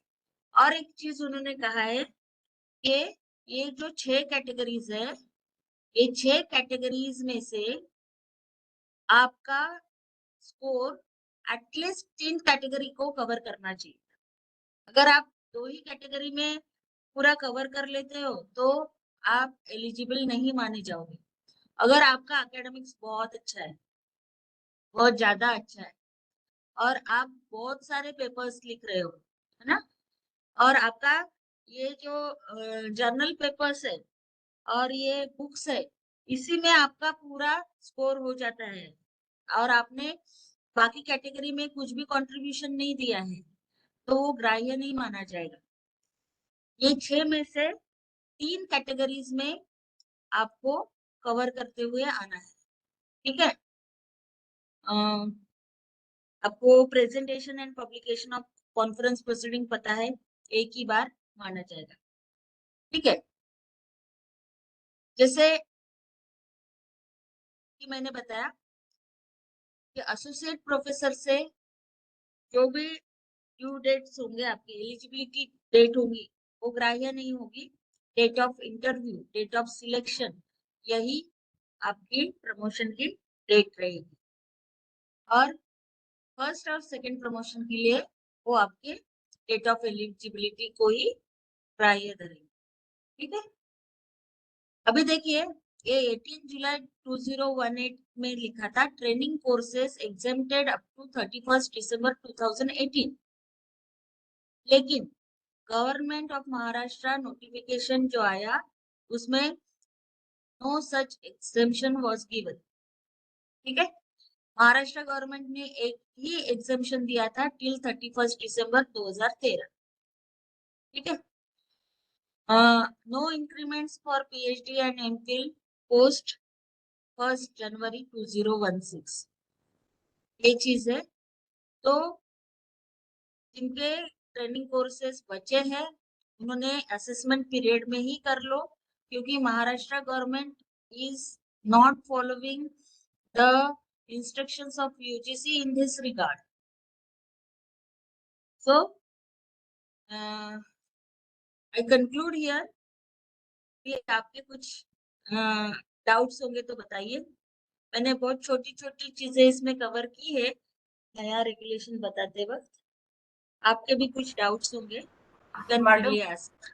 मॅडम जसं युनिव्हर्सिटी टीचर्सला आहे की 7 पेपर्स फॉर असोसिएट प्रोफेसरच्या याच्यासाठी प्रमोशनसाठी, आउट ऑफ दॅट 3 जे आहे ते असेसमेंट पिरियड मध्ये हवे. But is it like that if we publish more than 7 papers so they will not consider it or something like that? नाही, असं काही नाही. You can publish so much. किती तुम्ही पब्लिश करू शकता? Number of papers we can publish either in Scopus or maybe Web of Science or UGC care listed. त्याला capping नाही आहे ना मॅडम? कॅपिंग फक्त तुम्ही जे सांगितलं शेवटच्या 2 कॅपिंग फक्त 30%. इन्व्हायटेड त्यालाच आहे, बाकी याला नाही. ओके मॅम, बाकी याला कॅपिंग नाही आहे. Thank you. Good afternoon ma'am. Good afternoon. मैं पूजा दाढ़े बोल रही हूँ। हाँ बोलो. मेरा कुछ क्वेश्चंस है। हाँ? पहला है, मेरा कुछ क्वेश्चंस है। हाँ बोलो. आवाज आ रही है? हाँ आ रही है मैडम. हाँ, पहला क्वेश्चन है कि ये जेंडर सेंसिटाइजेशन का जो शॉर्ट टर्म कोर्स है, हाँ. क्या वो लाइब्रेरियंस के लिए कंसीडर नहीं होता? एसोसिएट प्रोफेसर के लिए जी ना? जी जी। एसोसिएट प्रोफेसर के लिए होना चाहिए, लेकिन प्रोफेसर के लिए एक स्पेशलाइज्ड कोर्स करना पड़ेगा आपको आगे जाके अच्छा, नहीं एसोसिएट के लिए प्रमोशन कहीं पे किसी के प्लेसमेंट में जेडी नॉमिनी ने इसको कंसिडर नहीं किए थे, ऐसा मुझे पता चला। तो कितना हाँ सच है क्या है मुझे नहीं पता, तो वो थोड़ा सा मुझे क्लियर करना था। और सेकंड है कि जैसे दो रिफ्रेशर के बीच में 1 साल का गैप होना चाहिए, एक नॉर्मल पकड़ के चलते थे। तो ऐसे शॉर्ट हाँ टर्म कोर्स के बीच में कुछ गैप ऐसा रिकमेंडेड है क्या? नहीं, ऐसा कोई रिकमेंडेशन नहीं है। अच्छा, मतलब अगर आप, 2-3 आपका महीने के गैप। यूनिवर्सिटी आपको छोड़ता है, छुट्टी सैंक्शन करता है, तो आप जल्दी भी कर सकते अच्छा, ओके। हैं, और ऐसा कुछ नहीं। थर्ड, ओके, और थर्ड है एक कंफ्यूजन मुझे कि जैसे एसोसिएट के लिए दिया हुआ है कि 5 डेज का 2 शॉर्ट टर्म या 10 डेज का एक प्रोफेशनल रिलेटेड कोर्स। हाँ, तो क्या एक रिफ्रेशर भी इसका इक्विवेलेंट पकड़ा जाता है? पकड़ा जा सकता है क्योंकि उसका ड्यूरेशन बड़ा है ना। हाँ, 2 लेकिन वीक्स का रहता है वो। लेकिन जी, again it depends upon the committee. Okay, okay. और हाँ, और एक मतलब लास्ट। कमिटी किस तरीके से उसको ले रही है। हम्म। हाँ, और एक लास्ट। हेलो। और जी, एक चीज, वो जो जेंडर हाँ, सेंसिटाइजेशन का इशू है ना, वो आप हाँ। थोड़ा एचआरडीसी से ही क्लियर कर लीजिए। हाँ मैम, मैं एक्चुअली मैंने मूक के लिए अप्लाई की थी, बट उसमें वो कोर्स कैंसिल हो गया है, रिस्पांस नहीं मिला करके। तो उस समय में मैंने पूछी थी एचआरडीसी के तरफ से, तो हाँ है। लेकिन मेरा हम्म, जब सिलेक्शन लिस्ट आया और मैंने अप्लाई की, उसी समय में मुझे ऐसा बताया गया कि ये कंसिडर नहीं होता है। तो इसीलिए मैं सोच रही कि ऐसा कुछ है क्या, क्योंकि मुझे उसके बारे में नहीं नहीं नहीं, आइडिया था। एचआरडीसी ने अगर पत्र दिया तो उनको लेना पड़ेगा ना। अच्छा, ओके। आप और Preeti can tell you in detail about it. हाँ, नहीं, मैडम सारे Preeti short ma'am. Term courses all are of 6 days, 6 days any hmm. Short term course, because UGC से हमें subject specific short term courses नहीं आते हैं। नहीं मिलती। अगर हाँ, और यूजीसी से सेकेंडली ही मैम, नहीं मेरा आते हैं तो उनको ये चीजें कंसिडर करनी ही पड़ेगी मैडम। और मेरा सब्जेक्ट इंटरडिसिप्लिनरी फैकल्टी के अंडर में आती है। जी जी। तो वो तो और एक एडिशनल एडवांटेज होना चाहिए। Yes, madam. वो And तो होगा। actually, nowadays UGC is promoting for interdisciplinary research and interdisciplinary okay, courses. जैसे कि यस अभी मैम। हमने इंटरडिसिप्लिनरी रिफ्रेशर कोर्सेस है, environmental science, Indian knowledge system, then hmm. Yoga and meditation, ये तो प्रमोट यूजीसी खुद ही कर रही है for interdisciplinary work. So it is okay definitely been considered by the committee. Ma'am, मेरा एक लास्ट क्वेश्चन है कि जैसे एचआरडीसी के थ्रू जो शॉर्ट टर्म कोर्स होता है, उसके अलावा कौन से कोर्सेज कंसिडर होते हैं प्लेसमेंट के लिए? जैसे ऑनलाइन अगर करने जाएंगे तो अर्पित के थ्रू अगर फ्लोट हुआ है तो वो online course equivalent to refresher माना जाता है। वैसे शॉर्ट टर्म कोर्स के लिए अल्टरनेट क्या अवेलेबल है? पूजा, जी, मैं आपको एक चीज बताऊं। जी, आपको तो एक चीज पता ही है कि मैंने खुद कुछ चीजें खुद के अनुभव से सीखी है। I would like to suggest you कि हम्म। यूजीसी एचआरडीसी के ही कोर्सेस करो, क्योंकि जेडी बदलते हैं, उसका जी, जी, जी। इंटरप्रिटेशन बदलता है। देखिए, बीच में ओके, मैडम हाँ। आए थे ना, कौन सी मैडम थी, नाम उनका, इसकी इंस्टीट्यूट ऑफ साइंस की मैडम जेडी थी। अच्छा ही नाम था जी, उसका। नेरकर मैडम। राहट राहटगांवकर गांवकर, राहट अच्छा, गांवकर। राहटगांवकर, हाँ, ओके। तो देखिए, उस वक्त Ambedkar college, CP and Berar college में ये शॉर्ट टर्म कोर्सेस होते थे यूजीसी ओके, एचआरडीसी के अलावा। कुछ कुछ ओके, हाँ, कोर्सेज को कॉलेज प्लस यूजीसी एचआरडीसी उनके कोलैबोरेशन में हुए हैं कुछ कुछ कोर्सेज। हाँ। लेकिन राडगांवकर मैडम ने बहुत से लोगों को जिन्होंने कॉलेज से किया उनको बोले कि आप यूजीसी एचआरडीसी का ही लाओ, तभी दूंगी। तो ओके, लोगों ओके, के प्लेसमेंट्स रुके थे उस वक्त, उन्होंने किए हैं वापस एचआरडीसी में जाके, तब जाके उनका प्रमोशन हुआ है। और वो भी अच्छा, वो कोर्स उन्होंने ग्राह्य नहीं माना और उनके डेट ऑफ प्रमोशन आगे निकल गए। तो मैं सोचती हूँ, don't go for any alternative. Even मालूम आपको, ICSSR के कोर्सेस आए थे। ICSSR बीच में फंडिंग करता था, हमारे इकोनॉमिक्स डिपार्टमेंट ने वो कोर्स चलाया था। वो कोर्स लीडकर मैडम ने भी किया था, लेकिन राजगांवकर मैडम ने प्रमोशंस नहीं किया, उनको ग्राह्य नहीं माना ICSSR का भी। तो उन्होंने डर ओके के मारे ओके फिर से HRDC का शॉर्ट टर्म कोर्स कर लिया ड्यूरिंग असेसमेंट। अच्छा सेफ हो गए। ओके ओके ठीक है, ठीक है और मैडम, इसमें थैंक यू मेरी खुद की एक शुभ्रा मुखर्जी करके एक फैकल्टी है कमला नेहरू में, वो हाँ इसकी सफरर है। उसने उसका okay date of promotion extend हो गया। नमस्ते मैडम। तो क्या है, हाँ, अथॉरिटी में कौन कैसे आते हैं और उनका इंटरप्रिटेशन उस वक्त कैसे रहता है, इसमें पूरा जी जी खेल जी होता है। ये हमारे ओके नांदेड में भी नमस्कार हुआ है मॅडम. सर। हाँ, नमस्कार. मॅडम मला एक विचारायचं होतं की प्रोफेसर करता कोणता कोर्स आपण करायला पाहिजे, शॉर्ट टर्म कोर्स या प्रोफेसर करता कोर्स नाही मॅडम, पब्लिकेशन. त्या पिरियड मध्ये म्हणजे काय असोसिएट कोर्स नंतर नाहीये तुम्हाला, फक्त हे करायचंय, पब्लिकेशन्स पाहिजेत प्रोफेसर फक्त साठी. पब्लिकेशन्स पाहिजेत. हो, त्या पिरियड मधलेच पाहिजेत का मॅडम?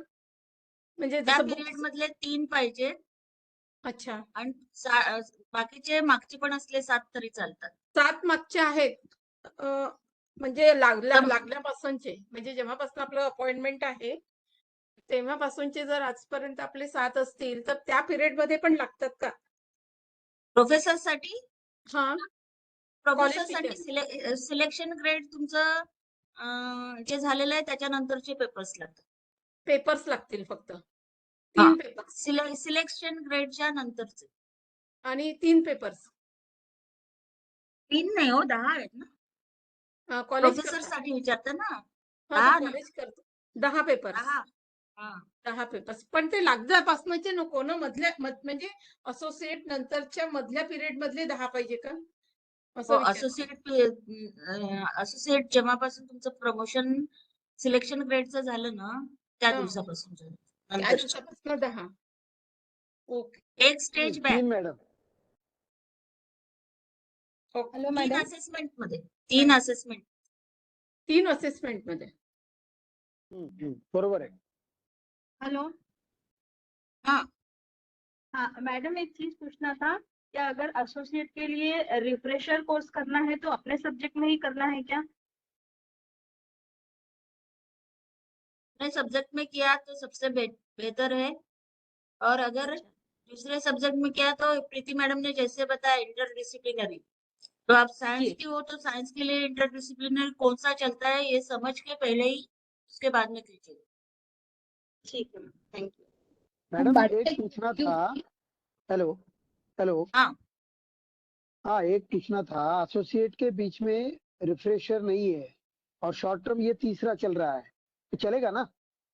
हाँ, एसोसिएट के बीच में मतलब क्या बोल रहे हैं आप? हाँ, पिछला जो प्रमोशन है ना, उसके बाद हाँ. अभी एसोसिएट है अगले महीने. हाँ. हाँ. तो उसमें तीन शॉर्ट टर्म जो है वो चलेगी ना, या रिफ्रेशर ही चाहिए? रिफ्रेशर का कोई सवाल ही नहीं आता एसोसिएट के लिए. हाँ ठीक है, ठीक. वही. ओके. Hello madam. मॅडम. हाँ. मॅडम मला विचारायचं बोला बोला. एक एक जण विचारा. सर बोलतोय. Ravindra sir, madam. रवींद्र हा सर, मॅडम, बोला नमस्कार. बोला. मॅडम, ते रामानुजा कॉलेज जे आहे युनिव्हर्सिटीची, तिथे आम्ही FDC मला केलेले समजत आहे. नाहीये त्याला त्यांचं, काय ऐकू नाही येते, क्लिअर नाहीये. Ravindra sir, clear madam clear बोला. नमस्कार. हा, आपल्याला madam, Ramanujan college university of Delhi जे आहे. Hello hello. हा सर, सर, कळलं, तुमचा मला तुमचा प्रश्न कळलाय. मॅडम, त्यांना विचारायचे की रामानुजन कॉलेज दिल्लीवाले जी लोक घेतात ना, तर ते कोर्सेस ग्राह्य धरले जातात का, असा त्यांचा प्रश्न असावा. हो, येस येस मॅडम. तर मी तुम्हाला एकच गोष्ट सांगितली ना, हा हा. आपल्या HRDCचाच करायचा जास्तीत जास्त प्रयत्न करा. Again it depends upon the बरोबर. इंटरप्रिटेशन. त्यात कसं मॅडम, त्यांनी मिनिस्ट्री ऑफ एज्युकेशन असा उल्लेख केलेला आहे, त्यामुळे विचारलं. प्रीती मागे पण काही लोकांनी केले होते, त्यांचे ग्राह्य नव्हते धरले ना? नाही मॅडम, ते डिपेंड करतं कोण कसं त्याला इंटरप्रिट करत हा. आहे. त्याच्यामुळे ते हा. ऍक्च्युली ते आपल्या लाईव्ह नसतात ना, ते रेकॉर्डेड फॉर्म मध्ये असतात. रेकॉर्डेड तर फॉर्म म्हणून मध्ये ते असतात. त्यांचा क्रायटेरिया तो धरला नाही जात. हा. हम्म. बरोबर. Thank you madam. Okay. Prajakta madam, आपल्याला विचारायचं होतं. हा मॅडम, हा. मला विचारायचं आहे, जसं नंबर ऑफ रिसर्च पेपर्स किती पण करू शकतो, तसं पुस्तकांचं पण आहे का? की 2 पुस्तकं आपण केले आणि इकडे ई बुक्स पण केले, तर मग त्याच्यामध्ये कॅपिंग लागेल की नाही, म्हणजे काय? Capping नाहीये शेवटच्या याला त्याच्यामध्ये. लागेल ना ई बुकला? त्याचा 30% मध्ये येईल ना? मॅडम फक्त पॉलिसी डॉक्युमेंट आणि रिसोर्स पर्सन, हा. इन्व्हायटेड लेक्चर्स याच्यावरच कॅपिंग आहे, बाकी कशावरती कॅपिंग नाहीये. पण मॅडम, त्याच्यात पण एक ई बुक दिसलं मला शेवटच्या याच्यात, कॅपिंग जे तुम्ही म्हणताय ना त्याच्यामध्ये. थांबा, दाखवते मी तुम्हाला. प्लीज.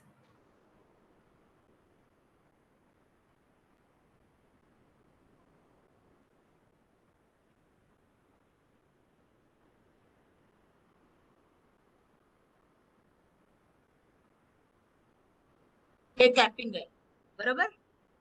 हो मॅडम. 5 आणि 6 कॅटेगरी त्याचं कॅपिंग आहे ना, 30%. त्याच्यात पेटंट्स Yes. येतं, policy documents, awards, fellowships, invited lectures. Yes ma'am. कुठे आहे? ई बुक ओके. फक्त याच्यात आहे, ई कंटेंट मध्ये आहे ई बुक, आणि बुक्स मध्ये आहे ई बुक, बाकी कशात नाहीये ई बुक. मग याच्यामध्ये कितीही ई बुक्स असले तरी चालतात आणि कितीही हार्ड कॉपीज वगैरे करा जे ना हो तुम्ही, 100 नॅशनल पुस्तकं करा त्यात नाही असेसमेंट होत ना, मध्ये, म्हणजे काही नाही प्रॉब्लेम मॅडम, नाही. नाही असा अनुभव आलेला आहे लास्ट याच्यात की एकच पुस्तक ग्राह्य धरल्या जाईल आहे, तुम्ही 2 कशाला केले, म्हणून विचारलं मी तुम्हाला. नाही हो मॅडम, असं कोण विचारणार? आपल्या युनिव्हर्सिटीला नॅक साठी तर रिसर्च किती केलेला आहे. आता ढोबळे सर इतके पेपर्स पब्लिश करून गेले, खरंच त्यांना गरज आहे का? परंतु त्यांचा रिसर्च आहे. त्यांचं किती 45 इम्पॅक्ट फॅक्टर आहे त्यांच्या एका पेपरच्या जर्नलचा. हो मॅम, ते सगळं ठीक आहे, पण हा प्रश्न विचारला गेलेला म्हणून मला एक डोक्यात आलं की मी तुमच्याशी नाही डिस्कस करते. मॅडम, असं कुणी विचारू नये. म्हणजे बिंग अन अकॅडमिशियन, जो खरंच अकॅडमिशियन आहे आणि ज्याला जो रिसर्चर आहे, त्याला रिसर्च मध्ये इंटरेस्ट आहे आणि तो खूप काही पब्लिश करून राहिला म्हणून त्याला थांबवायचं, अशी नीती कोणत्याच इन्स्टिट्यूटची नसावी मॅडम, अगदी बरोबर आहे, पण असं बोलल्या जातं ना, इतके पेपर्सची गरज नाहीये किंवा इतके बुक्स कशाला केले, म्हणून एक प्रश्न म्हणजे मी विचारला की असं नाहीये ना. नाहीये मॅडम, असं नाही. हा हा. मॅडम उलट एक कॉलेजवाले विचारायचं तुम्हाला होतं. कंपल्सरी करतात, पेपर लिहा. त्यांना हवं असतं ते नॅकला दाखवायला. चॅट बॉक्स मध्ये मॅडम एक क्वेश्चन आहे, physical thank you ma'am. Education, Nilima मॅडमचं. फिजिकल एज्युकेशन वाल्यांना पहिले असोसिएट साठी पीएचडी रिक्वायर्ड नव्हती, आता आहे का, असा प्रश्न आहे. बहुतेक ना फिजिकल एज्युकेशन आणि लायब्रेरियन्स ना त्यांनी एक्झाम्प्ट केलंय. तर अच्छा, मी कन्फर्म करून सांगते. बरं मॅडम, ठीक आहे. मॅडम, एक क्वेश्चन होता मला की रिसर्च पेपर बद्दल, की जेव्हा सुपरवायझर सोबत आपला जेव्हा पेपर असतो, सुपरवायझर आणि स्टुडंट, तर त्यावेळेला 70% स्टुडंटला पण मिळतात, 70% सुपरवायझरला पण मिळतात.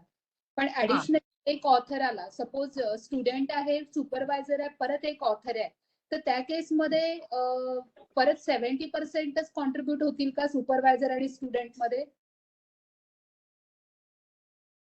एक मिनिट.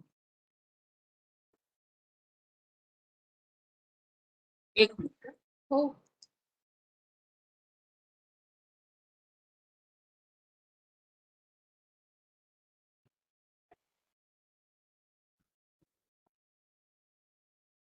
मी तुम्हाला तो 2 ऑथर्सचा क्रायटेरिया दाखवला होता ना. हो, ते आलं मला लक्षात की 2 असेल तर 70% दोघांनाही मिळेल. हा, हे पण बघा, 2 ऑथर्स असेल तर 70% दोघांनाही मिळेल. हो. ठीक आहे, पण हा. मोर दॅन 2 ऑथर्स तिसरा आला तर मग 70% of the total value of publication for first principal corresponding author and 30% of total value of publication for each of the joint authors. हा म्हणजे मग माझं म्हणणे मग स्टुडंट आणि सुपरवायझरचं कॉन्ट्रीब्युशन सेम असेल का? एक ऑथर अजून जरी असेल तरी, मोर दॅन 2 असेल तर? हो हो.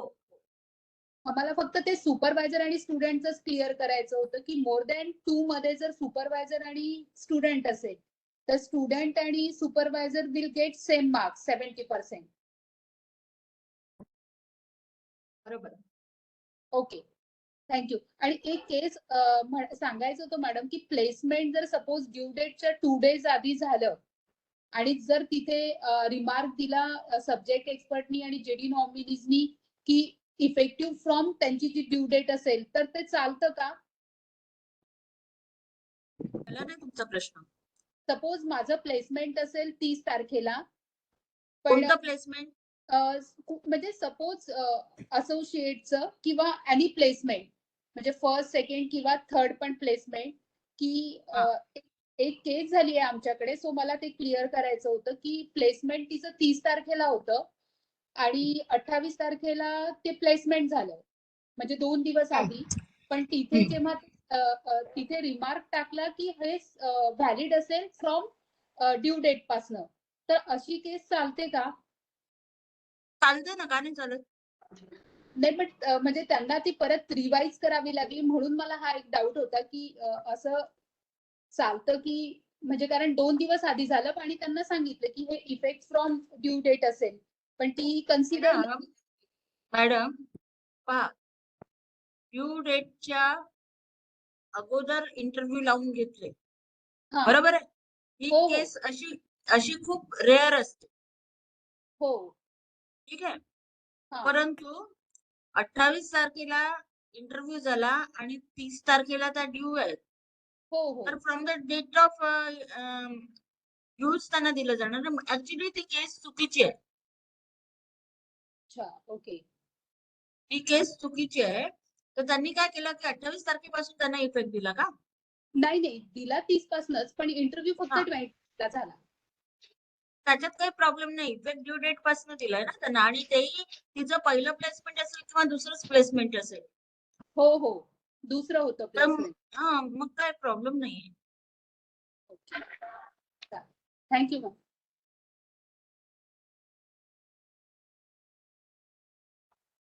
ओके, अजून काही आहेत का प्रश्न की थांबायचं? ऑल क्वेरीज सॉल्व्ह झाल्या सगळ्यांच्या सगळ्या क्वेरीज? मॅडम माझ्या क्युरीज होत्या, 2 टाकल्या होत्या मी चॅट बॉक्स मध्ये टाकलेल्या आहेत. बरं सर, एक बोला तर ना. को सुपरवायझर पीएचडी अवॉर्ड झाल्यानंतर को सुपरवायझरला किती मार्क आहेत? एक. आणि दुसरा असं होतं की आपण जे ट्रान्सलेशनचा जो विषय निघाला होता, ती एक नवीन माहिती मॅडमने दिलेली आहे की ट्रान्सलेटेड बुक पब्लिश बुक तर पब्लिशच पाहिजे, परंतु पेपर हा पब्लिश झालेला पाहिजे का? ट्रान्सलेट केला आपण आणि तो पब्लिश पाहिजे का? आवाज येतो एका मॅडम? ऐका, सांगा.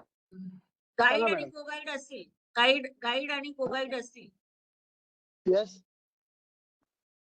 तर त्या केसमध्ये पीएचडी अवॉर्ड झाली तर हा. दोघांनाही 70% मिळतील. Okay madam. म्हणजे सुपरवायझरचे कमी झाले हा. 30%. म्हणजे ओके. पीएचडी अवॉर्ड झाली, 10 मार्क मिळत असतील तर 7 सुपरवायझर म्हणजे त्याच्या 10चे 7. ठीक आहे. 7. म्हणजे हा. 7 मार्क सुपरवायझरला मिळतील आणि को सुपरवायझरला 7 मार्क मिळतील. ओके.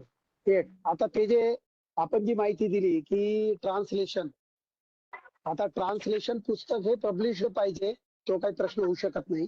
परंतु पेपर जो आहे ट्रान्सलेशन केला आपण, तोही पब्लिश पाहिजे का फक्त आपण तो ट्रान्सलेशन केलेला सादर केला तिथं कमिटी समोर? सादर केला तरी चालेल तो ट्रान्सलेशन. अच्छा अच्छा, पेपरच्या बाबतीत पुस्तक तर पब्लिश पाहिजे. इथे त्यांनी लिहिलंय ट्रान्सलेशन बाय क्वालिफाईड फॅकल्टीज. हा तेच ना. मग आता परमनंट फॅकल्टीज किंवा जो असोसिएट होतोय तो परमनंटच असेल ना, क्वालिफाईडच असेल ना. आणखीन एक गोष्ट आहे इथे ट्रान्सलेशन मध्ये की ज्याचा ओरिजिनल पेपर आहे तो त्याच्याकडनं पूर्ण कन्सेंट घेऊन तुम्ही ट्रान्सलेट केला आहे की नाही हो ना, त्याचा रेकॉर्ड लावावं लागेल. म्हणजे अच्छा तुम्ही ओके. तुम्हाला चायनीज भाषा येते, म्हणून हम्म, तुम्ही एक चायनीज हम्म. पेपर घेतला आणि त्याचं इंग्लिश मध्ये ट्रान्सलेशन केलं, हा हा तर हा. दॅट इज ते नाही चालणार. प्रॉपर मग ते त्याचं दोन्हीकडे लागेल. कम्युनिकेशन तुम्हाला तिथे रेकॉर्ड करावं लागेल. अच्छा म्हणजे दोन्हीकडे लागेल ना. मग पुस्तक ही पब्लिश जे पुस्तक आहे त्याच्यासाठी सुद्धा मूळ लेखकाचं आपल्याला कन्साईन लागेल आणि इकडे लागेल. आणि तुम्ही पब्लिशही फक्त करू शकता. तुम्ही जेव्हा कन्सेंट घेता ना तेव्हा तुम्ही पब्लिश करू शकता ते ट्रान्सलेशन. नाही म्हणजे झाला नाही, परंतु आपण केला, ट्रान्सलेट करून ठेवलाय, मग आपण ते परमिशन परत घेतलीये. इंटरप्रिटेशन वर जाईल सर. ते परत अच्छा इंटरप्रिटेशन अच्छा. वर जाईल. हा चालेल. कारण रामानुजनचं कारण आता इथे भाविस्कर त्यांनी सर. इथे हा त्यांनी कुठेही लिहिलेलं नाही ट्रान्सलेशन पब्लिश्ड. हा लिहिलेलं नाही. तर ते तुम्ही इंटरप्रिटेशन वर म्हटल्यासारखं राहील आता. कमिटी आणि इंटरप्रिटेशन. हा राईट राईट. ठीक आहे ना? केलंय त्याचा स्क्रीनशॉट घेतलाय मी. तुम्ही टाकली माहिती खूप चांगली मिळाली तुमच्याकडून. हा बोला बोला. हा बोला हिंदी सर. का मराठी हिंदी इझी आहे म्हणून मी एक करून घेतो परत. टाकलं बघ. हा करून घे. भाविस्कर सर मध्ये डिस्टर्ब येतोय. येस सर, मी त्यांना केलं, बोला म्यूट मॅडम. केलेलं आहे. Okay okay. झाल्या सर तुमच्या ठीक आहे, क्वेरीज ठीक सॉल्व्ह झाल्या? हो ओके हो सर. हो बिलकुल बिलकुल. Okay sir.